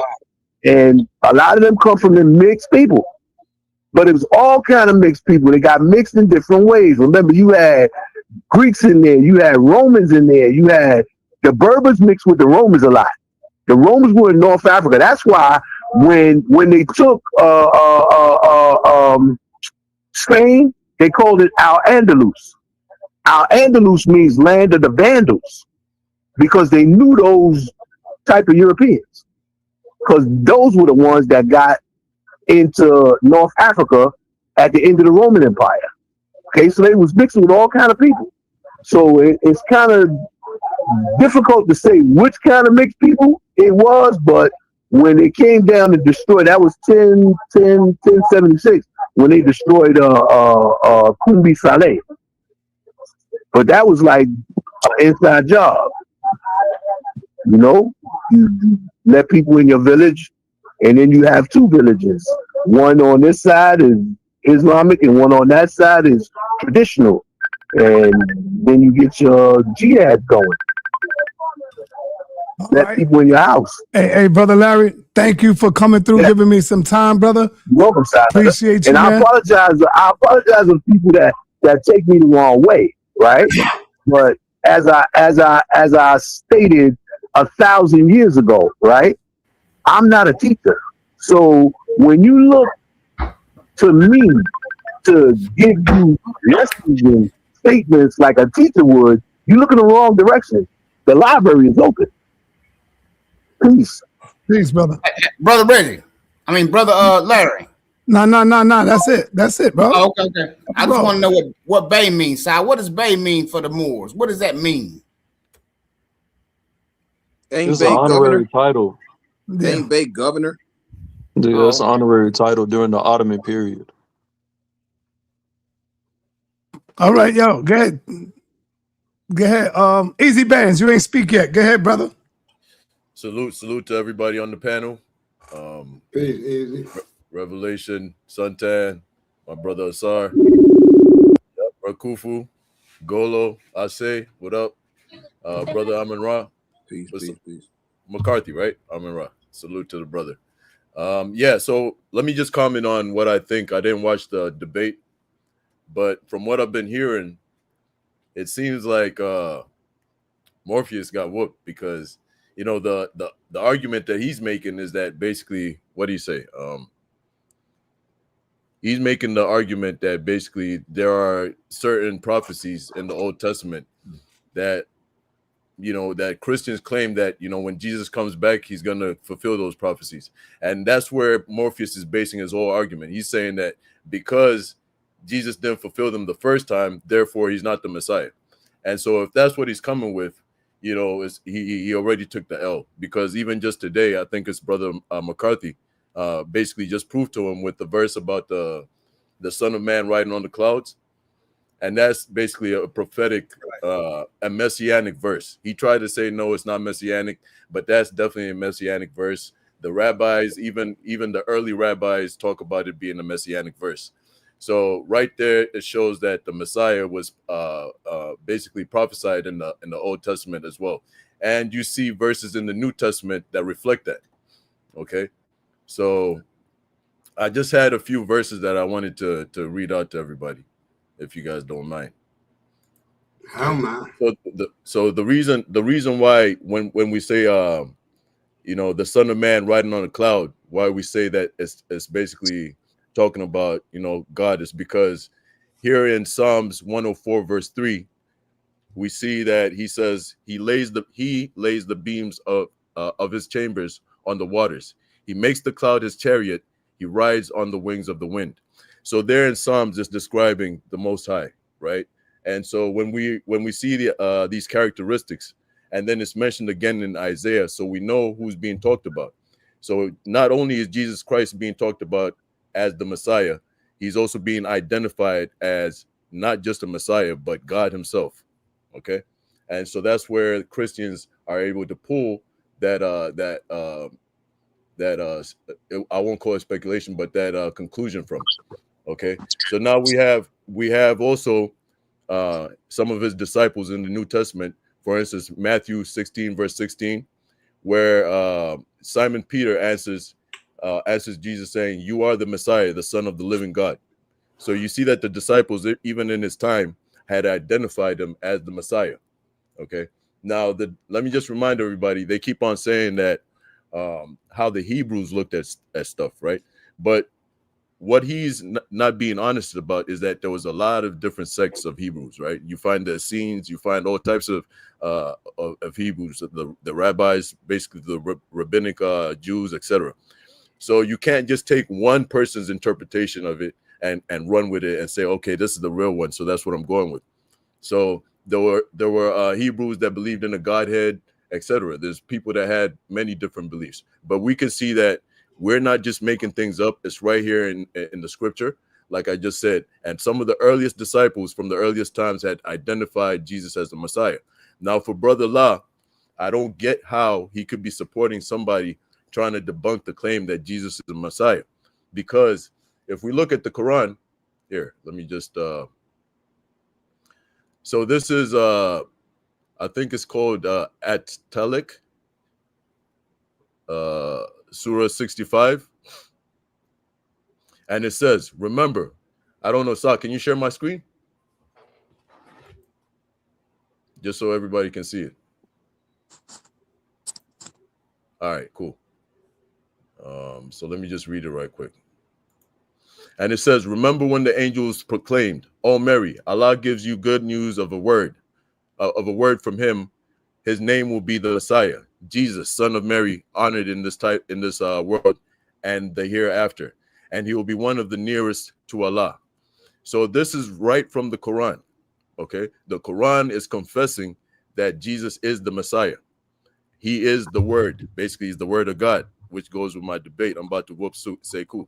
All right. So look, Brother La right here, he's just dismissed himself from the Sunnah. So Brother La is not a Muslim anymore because he's come here and he's supporting somebody that's claiming that Jesus is not the Messiah. Wow. His own scripture tells you that Jesus is the Messiah. So sa.neter, if you want, you can keep this and, get at him when it's time. And here's another verse. Hold up. Let me see. Yeah. Read that. You should have made that to Apostle, bro. Drop the bomb, Sal, on that. Drop the bomb. Yeah. You should take a screenshot. Amin Ra McCarthy, take a screenshot. Word. You got to take a screenshot on that. Yeah, let me enlarge it. Matter of fact, make it bigger so everybody can see this, man. The brother is over here going with the pagans and going against his own book. It's funny, but anyways, let me read this again. So it says, remember when the angels proclaimed, "O Mary, Allah gives you good news of a word from him. His name will be the Messiah, Jesus, son of Mary, honored in this world and the hereafter, and he will be one of those nearest to Allah." Okay, so his own book is prophesying and basically calling and confirming that Jesus Christ is the Messiah. So Brother La, I don't know, man, but you're out of the Sunnah. You're not Muslim anymore, brother. So brother, they don't interpret the Messiah as their point. A Muslim's point of contention would be it's not as a God term. They interpret the term out of Messiah as something different. Out of Messiah, I should say, as something different than being a God is. No, they don't. So what do they call? So hold on. So are you saying that they don't identify him as the Messiah? No, I'm saying they interpret the term differently. As their point of contention. No, I'm not saying they didn't say Messiah. So hold on. The only thing it's not a God figure. The issue is this. The issue is this. They don't believe your scripture is the actual gospel. This is Saram Ka. Because they don't believe your Bible contains the original gospel, they go against what you have in it. This is why in their book, Jesus is lifted up and not on the cross. So the stories, when they get into it with, like if you ever seen Sheikh Ahmadiyya debate, when they get into it with you, they'll tell you, they say, our book says something different. Your Jesus did something different. And so they don't believe the story that you guys have about Jesus. They believe the story that they have about Jesus. So it's not that they don't believe in Jesus. They don't believe what you have to say about it. Yeah, but that's what I was saying. Hold on. Can you show me in the Quran where it says that? Because the Quran doesn't say that. I brought you a verse out of the Quran that basically says that Jesus is the Messiah. He is the word. He is the good news, which we is didn't the say gospel. you didn't. Hold on. He said it gives you good news, which is the gospel. Right? So Brother La, now. Show me. The Evangelion. So show me the part. Hold on, brother. I just let you speak. Hold on. Brother La is hiding right now. Word. He's not finna show his face no more, man. But take this in. If he does, I'll respect show it. me If in he the does, show me in the Quran. Listen. Stop, man. Let me speak, man. No. You see, You said what you said. I'm asking you a question now. So listen. So basically the Quran does not say what you're saying. You're saying that you're implying that God's word can be corrupted, and the Quran goes against that. It says God's word cannot be corrupted. So you're also, I don't know. You're not even Muslim. But anyways, the Quran speaks about the Torah, and the Quran speaks about the Injil, which is the Evangelion. Injil itself comes from the Greek, so they're talking about Greek scriptures, bro. And there's parts where it even talks about Muhammad having the scrolls in his hands. He even puts the scrolls, the scriptures, he puts them on a pillow, and he tells the people that these scrolls are what do you call authentic. So if you're trying to make the claim that those the scriptures have been corrupted, etc., you have to say that by Muhammad's time the scriptures were corrupted, or after his time, sorry, that the scriptures were corrupted. But then the problem with that is we still have the original manuscripts from before Muhammad's time, showing that we had a Bible even before Muhammad. So that whole argument is out of here, bro. You're not dealing with uneducated Christians here, man. Y'all keep over here trying to school. But so listen, let me go to the next point. Go to school right now. And the next point for we're going to go to school right now because you lied. Number one, you lied. Now we got to get to your lie. No, you lied. So you lied. Surah 3. No, I'm about to check you right now. So you said what you said. Watch how he tries to lie. You said, no. Don't try to cut me off. You said what you said. Now stand on your square. Let's get busy. So what I say? Surah 3. I'm about to tell you what you said. And I'm about to ask you a question. Be quiet so you can hear it because I want a good answer. So Surah 3, Ayah 59 explains that Jesus' creation is like Adam's, created from dust, which would be the difference in you saying that he's a begotten son, and they say that he was made like Adam. Is there a difference between Quran and a difference between Bible in that statement? Yes or no? So let me ask you something. In the Bible, isn't Jesus? No, don't ask me anything. Okay, I need you to answer the question. Jesus is 100%. Can you answer the question? So Jesus is the seed of David. He's 100% man. Answer the question, brother. Don't run away from it. I just answered it. Can you answer? I just answered it. So that objection you brought up. What you say? So it doesn't contradict anything. Jesus Christ is 100% man. He's the son of Adam. Okay, so Jesus isn't begotten, right? So Jesus is not begotten, right? He's made from dust, right? No, we know that Jesus is 100% God and 100% man. Oh, so now he's a seed of David. Nothing. So listen, here's another and on top of that, so on top of that, doesn't it call Jesus? You played yourself. So on top of that, doesn't it call Jesus the Word of God? Kalimatullah, right? It calls him the Word of God. I need you to answer the question about him being begotten or just dust. On top of that, doesn't it share an attribute with Jesus and Allah, where Jesus creates birds out of clay and gives them life and they fly away? Brother. There's nobody else that's able to do that, to give he don't want to answer the question. A clay inanimate figure life. What it is. And the Quran also says that he's just a prophet and he's not the begotten son of God. Is Jesus just a prophet or is he the son of God? Yes or no? So Jesus was a prophet yes or no? And he's the son of God. And see, this is what I'm talking about. Not according to the Quran. Not according to the Quran, but you don't really know the text. So let me ask you something. You don't, so let me ask you something. Know the text. So who created all life? I need you to answer something before you ask me again. Answer something. Brother, this has to be textual. Bro, I've answered everything you asked me. I've answered everything. But let me ask you something. Who in the Bible, in the Quran? We asked you a simple question. Is Jesus the begotten son of God in the Quran? You ain't said yes or no yet. One mic, y'all. It's one mic, y'all. I saw it shook. Yo, Sa. Come on, let's go, baby. You can't. Yo, listen, Asa. Let me ask you something. In the Quran, it's clear he's scared and don't want to answer that question. And that's my brother. He's running from it. Asa. So here, let me make it plain. But look, Jesus is not the son of God in the Quran. Jesus is just a prophet in the Quran.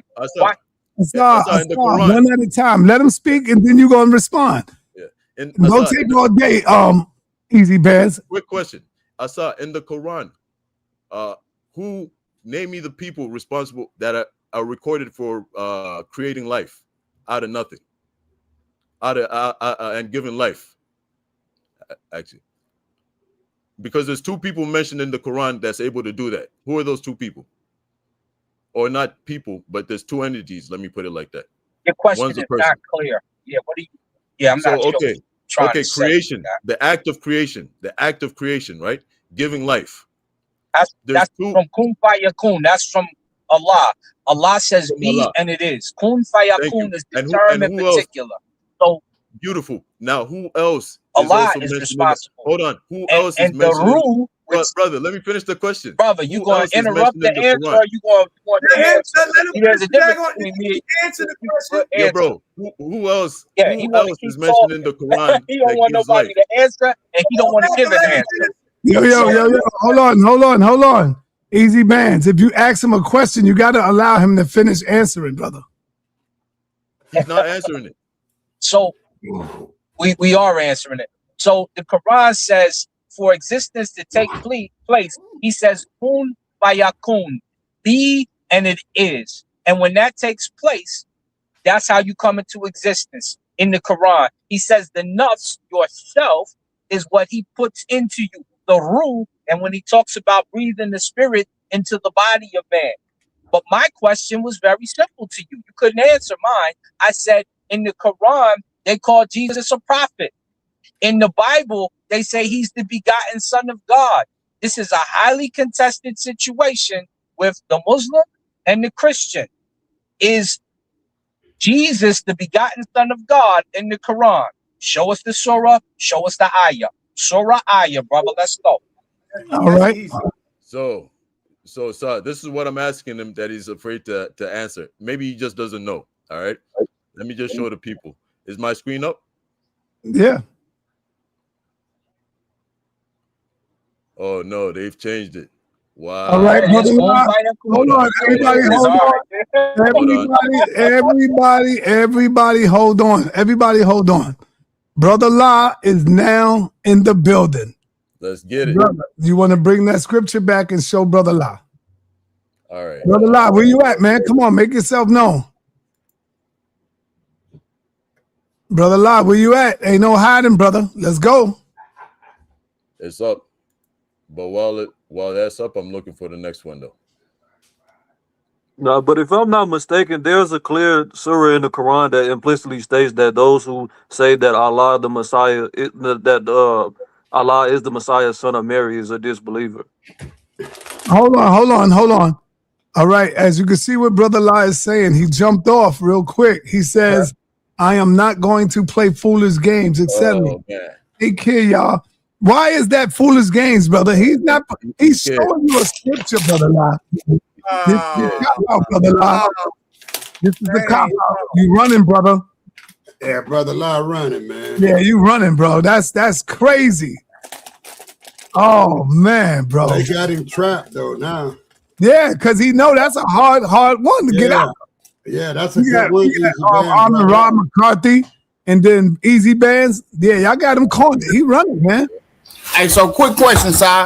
So, I mean, for Asaram Ka, I rock with you. I understand what you're saying, but, you know, and you're probably right as far as the differences. But my bottom line is, in this surah right here, what it says, Jesus, the son of Mary, is honored in this world and the hereafter, and he will be one of those nearest to Allah. So whether he a prophet, average Joe, a carpenter, a Messiah, whatever you want. All right, hold on. I'm not running. I'm here on the panel now. All right, he's here. I'm not playing the games. All right, nobody playing games. Nobody playing games, Brother La. They want to. They bringing information to you. Yes, see, that's all I was saying. So no, you know, I know that Armin Rob McCarthy. Here he go. You was first, and now Easy Bands is next. Go ahead, Armin Rob. Boys, be quiet. So what I was saying is, I know that the Quran looks at Isa different than the Bible. I understand that. You know, I'm not against that or whatever. But at the end of the day, bottom line is, to me, whether he's just a carpenter, Mary's son, average Joe on the street, a prophet or a Messiah, he is honored so much so that he is the one that Allah chose to return. And so that is what I'm asking. So what I was asking earlier, Brother La, is if you support a brother who thinks that Jesus or Isa is a fraud or a liar, does that affect the deen as itself? You know, because Islam thinks that Jesus is acceptable and real and not a fraud and a liar. So I don't understand that connection. I would just like some explanation on that. What I'm going to say to you, first and foremost, peace and blessings to you all on the panel as well as your families. Peace to you. What I'm going to do once again is to reiterate once again the premise or the status in any debate, whether it be with Morpheus, with Reggie, or anybody else that I hold dear as a friend of mine, does not neglect or take away from me being a part of the Ummah and being on the deen of Islam. I will never stray away from the deen of Islam. The debate that was had between Apostle yesterday and Morpheus was primarily on the Torah. Had nothing to do with the Quran at all. I've never strayed away saying that Esau was a prophet. The difference and the conflicting that comes between Muslims, Christians, and Jews is this. Our books as a Muslim is revered as being the seal, meaning not corrupted, not etc., etc. We don't believe in the Trinity. We don't see Esau as what you call Jesus as the Son of God. It's very simple. So my question is, do you believe that Jesus or Esau was a fraud and a liar? No. Okay, that's why we were wondering, because if you did, that would. This is why I emphasized before I had this conversation. What's basically happening now was this, and this is why I said it before the conversation even occurred itself, because I knew it was going to get to this point. I don't want to be used as a pawn. I said it from the beginning. The stances that Morpheus stands on, I don't agree with it. We argue on numerous occasions, whether it be on YouTube or off YouTube. I stand on the deen of Islam and being a part of the Ummah. Nothing more. What he believes is what he believes. Because at the end of the day, whether it be myself or him, we are all accountable. In Islam, we say in Arabic, we are all accountable on the day of Yom Kippur, the day of judgment. All right. Hey, Brother La. Oh, Brother La, when you come through and say Morpheus won, you're saying Morpheus proved that Jesus is alive. Morpheus did win. And the premise on Morpheus won, hold on, brother. Let me finish. You're drawing a narrative, man. No, that means you're saying that Jesus is a fraud and that Jesus is I'm a not liar. meaning none of that. You said Morpheus won. Me as being a Muslim watching between the Torah. We're speaking about the Torah. And the information that Morpheus presented was head on. The problem is this. And that's why that Jesus was a liar and a fraud. Listen to what I'm saying to you. And I want you to understand me clearly. Go ahead, brother. Go ahead.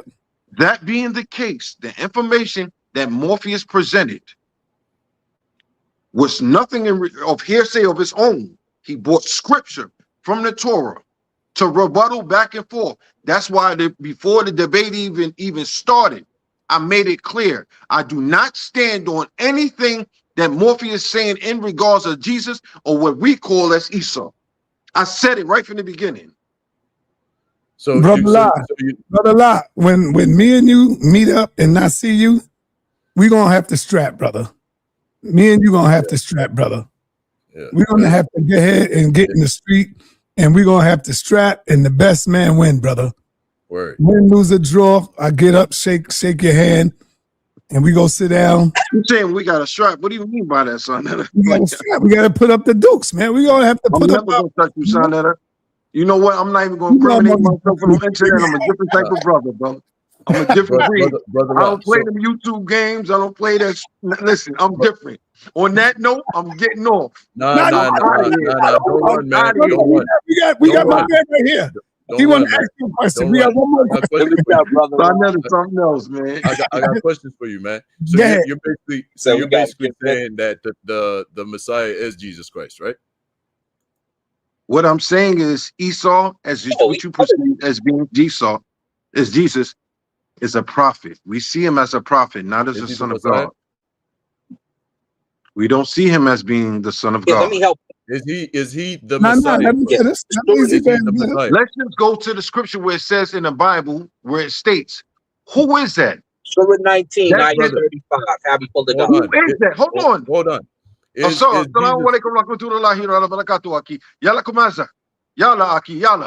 what I'm going to say to you is this. It says it in the Bible itself. What I'm going to say to you, brother, is this. Easy band. Does it or does it not say in the Bible itself? When they ask, who is that? They say, to the Bible? Listen to what I'm saying. It says in your own Bible. About the Quran. It says that Jesus, this is Jesus, the prophet of Nazareth. Does it or does it not say that? It says, so basically, Simon Peter Answer says, the question. Don't answer a question with a question. Answer a question with an That's answer, exactly brother. what you're doing. This is the That's same exactly thing what you you're was doing. doing with a It saw, says brother. Jesus is the Messiah, Come the on, Son of brother. God, right? That's what it says. He don't Simon answer Peter the says. Now, my question to you, brother, He's not going to is, answer the question, does the Assault. Quran? I He's said not yes. going to answer the question. Your own Bible says that he's not the Son of God. They say he's a prophet, the prophet of Nazareth. Doesn't No, it it does doesn't not say say that? it doesn't say he's not the Son of God, but he does What say else he's a does it prophet. say? He Hold can on. be a prophet and the Son of God at the same time, brother. What else does it say? Nah, it implicitly states in the Quran that he's not a God. Hold on, says brother clearly. Brother La. Hold on, Yeah, guys. it says Let me- Surah let me- I got 1935. Brother Let La me right read it. now, It said it is Brother not La, befitting according to to the Quran, majesty of according to Allah the that he Quran, should is beget Jesus a the son. Messiah? Yeah, All right. but you're conflating that. Yeah, You're Messiah is conflating the not begotten Christian son. And this is ethos the of games they Messiah. play. Surah Sir, I've been quiet the whole 1935 is time. easy. Yo, You one at a time. Easy man, relax. You got to relax, Easy man. Let Brother La get a chance to speak. All right, you done, Brother La?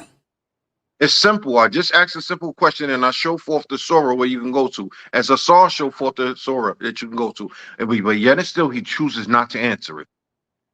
He Let's just go, wants to Easy speak, man. You got just to to answer. pump himself up for the debate So what's that the you're about question? to They got have. What's I the get it, question? That understand. Jesus was a prophet? When it comes That in the realm of Islam, just stay away, bro. Do your No. debate. Do what you got to do to get to the No, debate. don't Bro, run. get Don't your run. cash apps. Don't run. Go ahead, brother. Sa.neter, you're helping them run, you know. Wallahi, Yo, so listen. I'm not running at all, brother. I'm here. All right, so Brother La, Jesus was a prophet, but what else does the Bible say? It says he's the Messiah. It says he's the Son of the living God. And it also says that he's God. And I Doesn't it? stated to you from the beginning, as Muslims, we don't believe in the Trinity. Okay, so I So don't that care puts that about right that. out the window. I don't care about that. But what I'm asking you right now is, in the Quran, is Jesus called the Messiah? Uh-oh. You're not answering my question, brother. I just did. You're not answering my question. Am I tripping? Yo, What's bro, the I just told you question? that What's the Jesus question, is. Brother La? If they define him as being a prophet, you either a prophet or you're the son. Which one are you? He's both. Both, And if man. I'm Do you know telling what a you, prophet is? Do you know what a No, prophet not is? according to the Quran. Y'all are lying. That doesn't. It's Hold on. not that. exactly It's my not that in point. the Quran. Hold on. Ngolo, we talking about the Hold on. Bible. In the Bible, he's Ngolo both. doesn't know what he's talking But about. again, Brother La, that's the entire point of contention hold on. between Christians and Muslims. It implicitly states Exactly in the my Quran point. that anybody that ascribes Jesus as being one with Allah or one That's as Allah irrelevant. is a That's disbeliever. irrelevant. We're looking It's at the not No, it's scripture on the not screen. irrelevant because the conversation's over with. Their We're looking at the interpretation of scripture Messiah on is the not screen. God. Yo. Come on, let N'Golo finish, huh? Their interpretation of Al-Messiah is not God. It implicitly states in the Quran that anybody that associates Isa with being God, it says implicitly, son of Mary being Allah is a disbeliever and in disbelief. It implicitly That's states that okay. Jesus is not God in the Quran. That's Okay, fine, so but that look at the doesn't matter. screen. That's not what I'm What does saying. that screen, Hold on, hold on. what does that screen say right now? Y'all are Brother conflating the McCarthy, hold on. Christian interpretation Brother of the McCarthy, Messiah as hold on being to me. synonymous with God. It's not like that in Islam. I'm not All right, saying it's hold on. synonymous with God. Hold on. You guys All right, asked the question. Now, hold on, y'all. Now, Easy Bands has answered your question, Brother La. Now you got to answer his question. Let's go, Easy Bands. How has he answered my question? You He said conflate both. He said it was both. He said both. And what I'm saying to you is you're comparing apples and oranges. The stance that in Islam, on the Deen of Islam, we do not agree with the Trinity at all. We I do didn't not ask you agree. What I asked you, brother, is Jesus Christ the Messiah in the Quran? The Messiah that's going to come back at the end of time when it's judgment day. Hold on. He's going to come back when it's judgment day to judge all living beings. This is making my head hurt. Isn't Jesus the one that plays that role as the Messiah What it that comes speaks back on about in the judgment? Quran, brother, it speaks about the Magdid. It doesn't speak about Esau. Esau will be coming back with the assistance with the Magdid. That's what it says in the Quran.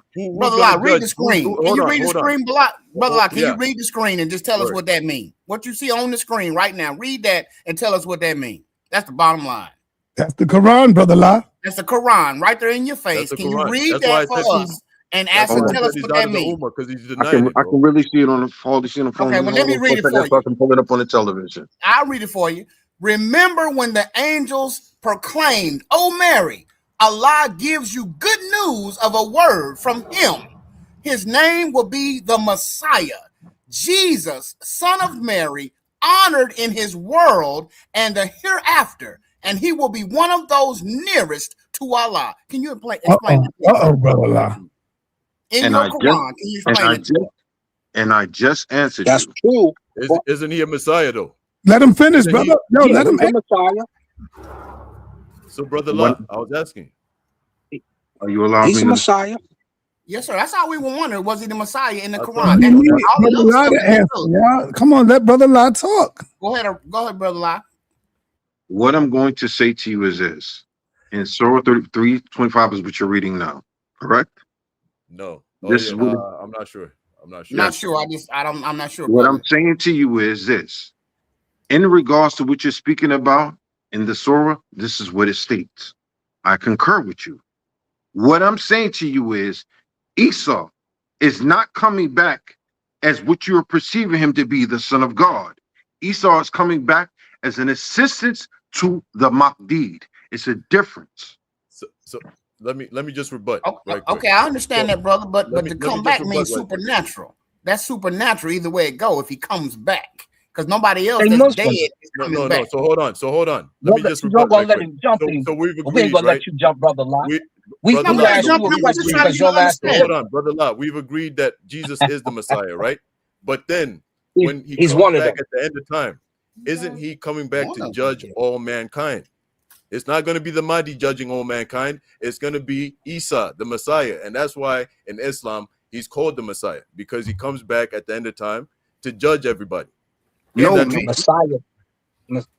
means anointed and appointed. Number one. Number two. Asar's name is That's all it means, anointed and appointed. That's it. It doesn't mean anything other than that. Brother, but he's coming back. So why is Muhammad not coming back? Why not Muhammad? Brother Muhammad is coming back too. That's where you make the mistake at. That's my point. Okay, why? So, brother La, so is Jesus going to come back to? Is Jesus going to come back to judge mankind, brother La? What I'm saying to you Allah subhanahu wa ta'ala is the only judge. You need to read your Quran. I mean, Asar Khan, you gotta let these two talk, brother. I'm letting them talk, but they was jumping him. That was three people talking. I was just helping my brother out. Aki, this is what I'm telling you. Asar, this is what sa.neter wanted to do, and I'm cool with it, Aki. No, I just want a one-on-one conversation. No, sa.neter, this is what sa.neter he fused off of this. This would feed the channel. Brother, come on, stop that, man. It's the truth. No, hold on. It's not the truth. Yes, it is, brother. And it's confusing. People don't know. Listen, when everybody is adding in and talking, it's confusing. I wanted to be clear. That's why I said one-on-one. That's why I'm quiet. I'm just letting everybody speak until I get my opportunity. That's what I want. Is this and no, brother? What I want is what I'm gonna tell you. What I want, brother. What I want is a one-on-one with both of y'all going back and forth talking. That's it. I don't want everybody jumping in. That's what I want, brother La. I'm listening. That's it. Go ahead, brother. Easy Bands. Yeah. So, brother La, we've already agreed that Jesus is the Messiah in the Quran. As you can see, it's right there on your screen. So, yes. So, when you were basically supporting Morpheus yesterday, when Morpheus was saying that Jesus is not the Messiah, you're basically jumping out of the Ummah. But anyways, back to this. So now at the end you can respond to both if you want. But back to this. So at the end of on Judgment Day, when Jesus Christ comes back, according to the Sunnah, is he gonna judge all mankind or not? Only Allah subhanahu wa ta'ala is going to judge man. You are accountable on the day of Yom Kippur. Esau has nothing to do with judging you on the day of judgment. Nothing. So you said no? He said no. That's what he said. All right. So let me get the source and then come back. So if you can give me a few minutes and y'all can keep going. All right. Let Brother La go ahead and finish, Brother La. Is there any other questions, man? Well, yeah, brother. Okay, I was the one that brought the whole thing to you, so it was a conversation really that I had. Yeah, so it's no debate, brother. I want to learn myself. You know, it's no disrespect or nothing like that. When I read it, brother, I just want to know, like you say, like you established, and I appreciate it. You said Christ or Isa is the Messiah. That's all we were trying to prove. And whether you want to define Messiah as this or that or the third, the bottom line is to come back. makes it more than you and I. You know, we ain't coming back to do nothing. Whether we What judge. happened? Go ahead, bro. I'm sorry for breaking train of thought. I apologize, sir. Go ahead. No, you go, bro. I just want to talk to you. I'll go. Brother Easy Bands, Brother Locke is right. Jesus is not coming back to judge anybody. The only one that do that judging is Allah subhanahu wa ta'ala. That's it. I just GPT'd, GPT, and they said no. That's not his role. So, and this is what people right, fail to realize. Hold on, because it's not in the Quran; it's in the Hadith. The Hadith, no, the Quran comes first. The Sunnah comes first. We're speaking about the Sunnah. Hold on, the authentic Hadith. The Quran is the most important one. I understand. So brother La, if you understand it, why are you asking the question again, brother? Hold on, brother La, are you Quran only? I'm speaking in regards to the Sunnah. What you said was in the Quran. The Quran is the Sunnah. Yeah, but I said according to the Sunnah. You said yeah. What? Hold on, brother. I'm telling you what I said, right? Please, I'm saying according to the Sunnah, right? They say that Jesus will come back and judge all mankind at the end of the on Judgment Day. That's incorrect. I know. Sorry, you're confusing it, right? You're reading from the Quran, right? The Quran. But you just said the Quran, brother. Hold on. What I'm Any saying hadith that contradicts the Quran is not sahih. The Sunnah involves the Quran and hadith and is it called the tafsirs or whatever? No, you're wrong. That's all part of the ummah. Nah, you're wrong. It depends. You're wrong. It depends, brother. Bro, listen. I'm telling you guys the truth because Muslims wouldn't know how many times to pray if it wasn't for the hadith. So you can't tell me I'm wrong unless you're claiming to be a Quran only Muslim. That's why I asked you that. No, if you're a Quran only which Muslim, means community. What's So that? you don't know the Arabic that accompanies it. It tells you that, and you're probably reading Al-Hakam, which is the impartial judge. The impartial judge does not make the final decision. Allah subhanahu wa ta'ala is the only judge. It tells you that in Quran. It tells you Jesus will make the hacking up of the kuffar. So yes, the disbeliever will get hacked up when Jesus makes war, but the judge is Allah subhanahu wa ta'ala. So you have to know the difference between the two. This is why I asked you in the beginning, I said, is Jesus the begotten son in the Quran like he is in the Bible? And you ran from that. And that's why I say there's differences in the two, and you still can't answer that one. So you switch to Messiah instead of going with the begotten son. There's differences. You should know them. Can I ask you a question, brother? Can I ask? In Bukhari, yes, sir. Sahih al-Bukhari 3448, it says the son of Mary will soon descend among you and will judge mankind justly.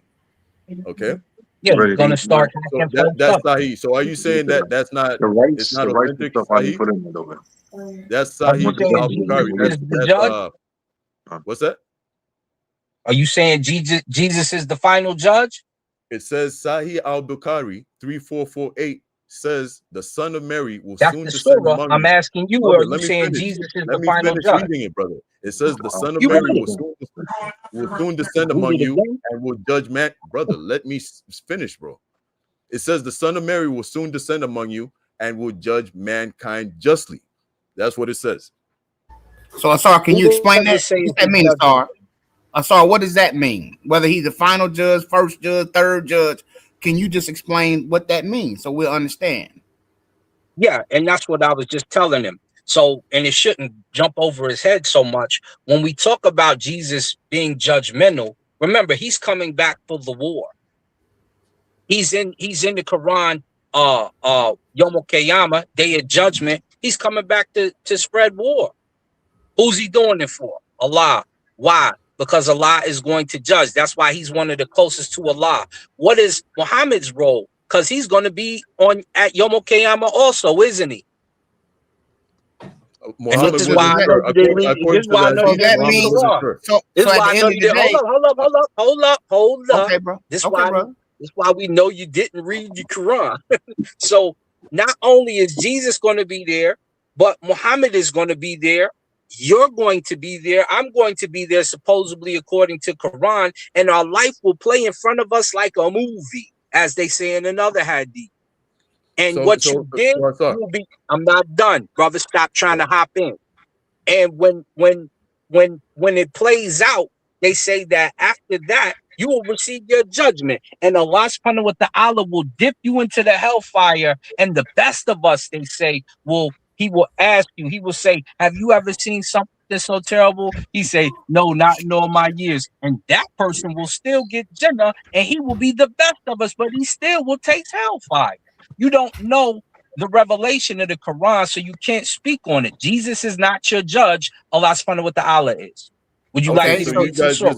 hold on, easy man, hold on. So at the end of the day, Assam Khan, at the end of the day, does that mean that Jesus is not a fraud and not a liar? Bro, you letting them run according to Muslims? According to the Quran and according to the Bible. That's all I'm saying. Once again, I'm going to reiterate, and this is what I said before the debate. I'm going to say it after the debate. I'm going to stand on it. I never said that he was a liar. I stand on what I said from the beginning. Still on this day, 10 toes down, the prophet Isa, peace be upon him, was a prophet. I do not see him as a son of God. Right. That's cool. It's a different. Let me answer your question real quick. So okay, no, it's my turn to speak. You just Easy spoke, Bear, brother. sit It's back, my turn to speak. brother. You've been It's speaking my the whole turn to speak. time. Let me answer our brother's question. That's what he asked. He didn't ask you. Sit back for 2 seconds. Now, when it comes to because Jesus is not guided by that. Jesus is a Jew, and he only came back for the Jews. So when we talk about how the Jews perceive Jesus, we go to a Jew text. We go to getting 57. And when we go to getting 57A and B, it says that Jesus is resting. They ask, in fact, they ask Shanki is his name in the text. And that brother in the Jewish text mic, fellas, one mic. Where Easy Bear, one mic. apple of his eye. Is there any other questions? Sit back. You've been talking the whole time. Ain't your turn now. Sit back. It was my turn. Yeah, he asked me a question, not you. Sit back. One mic, fellas. You think you go after every other person? You don't. Sit back. Yeah, you can get back on in a sec. So very quickly, when B, you're not talking about nothing. But you're gonna read the same text. We heard you, and you're wrong. We already proved that. So it is what it is. I don't know why Asar keeps on trying to stop me from speaking, but I don't know why you keep talking. B, you already said what you said, and we heard you, and you're wrong, and we showed that. Now we need to go to our brother's question so we can add to the conversation. Now, he didn't ask you nothing. He was so talking getting 57B in the Talmud says something different about Jesus. And this is why there's an issue with the text. When it comes to getting 57B, it says that Jesus will be in his own urine and he will be boiling in excrement. Why? Because Jesus said that he was God amongst the people, and Yahweh disagreed with that. So when that happened, we know that the Jews' text is different. We know that the Bible's text is different, and we know that the Quran text is different. Now you can have the floor after you filibustered and said nothing, and you about to say the same thing we already answered. Go ahead. So yeah, Sahi al-Bukhari, right? Sahi al-Bukhari. Did you hear me, brother Amir McCarthy? Yeah, I heard you, Sahi brother. al-Bukhari 3448. Okay. The Son of Mary will soon descend among you and will judge mankind. That's an authentic. He gonna read the same thing again. So next question: who else is going up? We already answered that. Who else is going up? So what I was saying was actually accurate. Keep it moving. If you scroll down, Easy Bands, your prompt debunks what you're saying though. When it says, "What does judge mean?" You would look at Jesus at, because in getting 57, keep scrolling down where it says, "What does judge mean?" in that text. My bad. All right. But when it comes to the Quran, he's simply anointed, which is a Messiah. He's one of the appointed, which is what Messiah means. And Muslims take it in that fashion. He's never the son of God in that text. And to the Jews, he's also not the son of God. He's only the son of God in the Christian text. So now we've got to ramificate how that takes place and what Jesus' place is in the Abrahamic text. So Ngolo, this is what I said. I said at the end of the days, when Judgment Day comes, the Messiah, Isa, is going to return and judge all mankind. That's what I said, right? Yeah. What is Sahih al-Bukhari right here? 34. Scroll down, brother. Hold on. 3448. What does this say right here? It It says says Son of Mary. you and will judge all mankind, justify ... Now, can you scroll down, please? So hold on. The Son of Mary will soon descend among you and will judge mankind justly. Yes. Now, can you scroll down, So please? hold on. Before we go down and scroll down, right? Doesn't that agree with what I just said? According It to does. the direct text, yes, it does. Yeah. Can you So scroll no down, matter please? what All right, judge I'm about to means, scroll down. Nagolo, Hold on. no matter what judge Nah, means, no, hold on. no. The Quran saw fit to explicitly name Brother, do you Isa speak and Arabic? not everybody else. Brother, do you That's speak important. Arabic? We can't No, just there's gloss So hold exegesis on. with this stuff, bro. Like, you can't just No, do we that. ain't exegesis. We It says, reading the okay, so word. It said look the what it son of says. It Mary. says, in this The hadith, son of judge means Mary will governing, ruling return. of the earth, applying justice during his lifetime after returning. It says not implicitly the final eternal judgment of all humanity, It don't matter if it's final or not, suggesting brother. that It's it's the not a one god. after returning.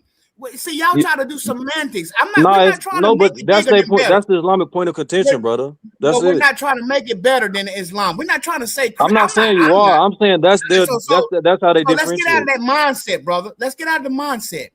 The bottom line is Christ is the one that's going to return, whether he's coming back to build a house, a dog house, or a judge. He the one going to return. And that's important that we understand that it implicitly names Christ.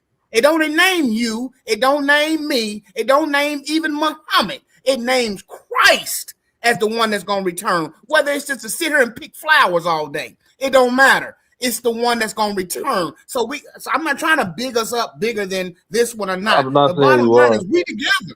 We together, because I follow Christ, they follow Muhammad, but at the end of the day, Christ gonna be the one that returns in Golo, and I'm No, gonna be but right there see, with him.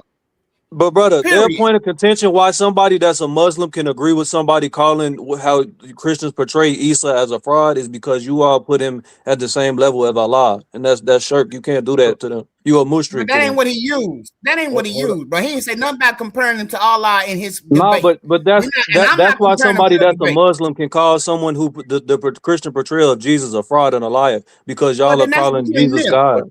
But all That's right. So it's not between a them. But contradiction. The So one thing Quran though. explicitly names Christ as the Messiah. Period. So Right? Yeah, one but more it's not thing. saying Period. it's God, brother. That's the only. That's why they can Does call he him a say he the fraud. Messiah? Does it say Yes, that it he is the does. The Messiah? Messiah. Okay, then that's the Meaning end of the day. meaning the That's the anointed end of the one. day. That's the That's end of Meaning the the day, anointed brother. the one. point. Does he say Now you? Does he say your name? Does Nah, he but say I my no. name? With that point, that's true. As far as the Messiah point, he can't agree with That's that. right. He That's can't all we're call trying to Jesus. no that, prove. He can't. No, that but again, can I finish? A Muslim can't call anybody that's purporting Jesus to be a Messiah, saying that they're a fraud if they said that. Now, when people say that Jesus or Isa is God, that's when they can call them a liar and a fraud. But we ain't say that. And I ain't saying so that. All I'm saying is, no. yeah. That point about Messiah is true because it implicitly states that and he's a that is Messiah. all this was about. Is And I Jesus didn't say that Christ the neither. I Messiah never in the said Bible? He's the Messiah in the Bible, and he's the Messiah in the Quran. Period. and I never said that he's God in the Quran. It calls him God or anything like that. I never Yeah, Yeah, said I but he that. know. said all I'm that. not saying you did. I'm just saying that Okay. they can disagree and call you like it wouldn't be contradictory for a Muslim to agree with Morpheus premise based upon them saying Christians portrayal of him as being a god. I got This you. is I what got you on that. this is I my got you thing, on that. right? Is that they say that the scriptures or the Bible has been corrupted and changed, etc. That's why they don't believe what's in the Bible. But then when they say that, and this is why Brother La ran away before I could corner him on this. The Quran itself has several places where it confirms the scriptures. So unless you're telling me that after 600 AD, after the Quran was written, right, that then the scriptures changed, then I'd believe you. But the problem with that is we have copies that predate 600 AD of the Bible. So Yeah, by the I time think there's problems with both as far as the textual stuff is concerned, but that's just a topic for another day. But yeah, I think the arguments are you see both arguments both ways. To be honest, I think both books contradict themselves. So that's why I because don't subscribe to none of that mess. because I Right. can But I, yeah. I can read this, right. Quran 5 verses 46 to 47 says, and we sent following in their footsteps Jesus the son of Mary, confirming what came before him in the Torah. So it is saying that Jesus was confirming what came before him in the Torah. And then it goes on to say, and we gave him the gospel. All right, the angel. That's talking about Jesus. And then it says, so let the people of the gospel, meaning the Christians, judge by what Allah has revealed therein. So it's telling the Christians, this is the Quran, verse 5, Quran chapter 5, verse 4 to 6, 46 to 47. And we sent the following in their footsteps, Jesus, the son of Mary, confirming what came before him in the Torah, and we gave him the gospel. So let the people of the gospel judge by what Allah has revealed therein. So it's not even telling the Christians, come follow the Quran. It's saying, Christians, follow your gospel. Now remember, this is 600 AD. So like I said, unless you're claiming that the gospels changed after 600 AD, you can make that claim, but we have, you know, countless manuscripts from before then. Another verse, Quran 5, verse 68, say, O people of the scripture, you are on nothing until you uphold the Torah and the gospel and what has been revealed to you from your Lord. So it's talking about the Jews and the Christians, and it's telling them you are nothing unless you follow your books, the Torah and the gospel. Quran 3, verse 3, he has sent down upon you the book in truth, confirming what was before it, and he revealed the Torah and the gospel. Okay.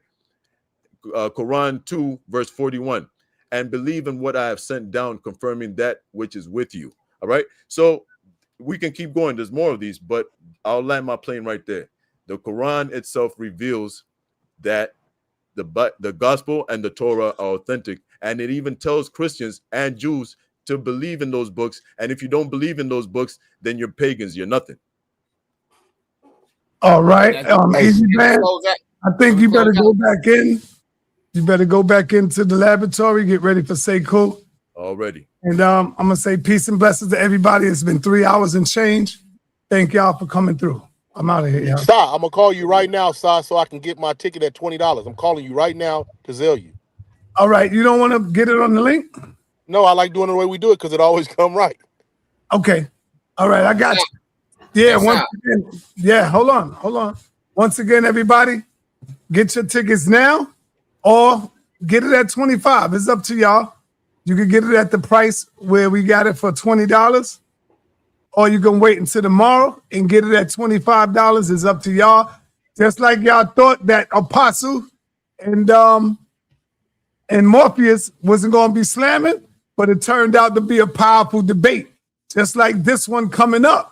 You know this is going to be fire with Chief X and the Young Bull. Chief X and Unc and everybody, they going with the Chief X. They're going with Chief X on this one right here. The link is in the chat. The link is in the chat, bro. You want your tickets at 20? Get it at 20. What's up, Armin Rob? Real quick. I just wanted, does Chief X have something against black people, man? This is the way I do. No. Well, you know what? We can ask the same thing with Unc and Cedric. Okay. Yeah, you're right. You're right. I asked them too. Yeah, we can ask them the same thing. Almost like he's scared to attribute anything great to black. I don't understand that. That's right. I'll be in the building to see it. Get your tickets. Everybody get your tickets. I'll be there to see it. All right. Thank y'all. Peace, man. Peace, Suntan. New York coming on tonight. You know it. Hey, we playing OKC, I think, too. Yeah, that's what I that's going to be kind of tough. All right. Take care of y'all business. All right, side. Peace. Peace, man. Peace, Amara. All right, man. Y'all already know. Get your tickets now at the $20 price. Tomorrow tickets is $25. So if y'all don't mind the extra $5, it's cool. I'm with it.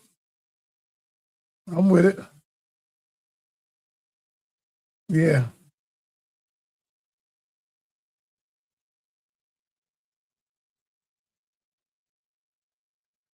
Peace and blessings, everybody. Peace and blessings.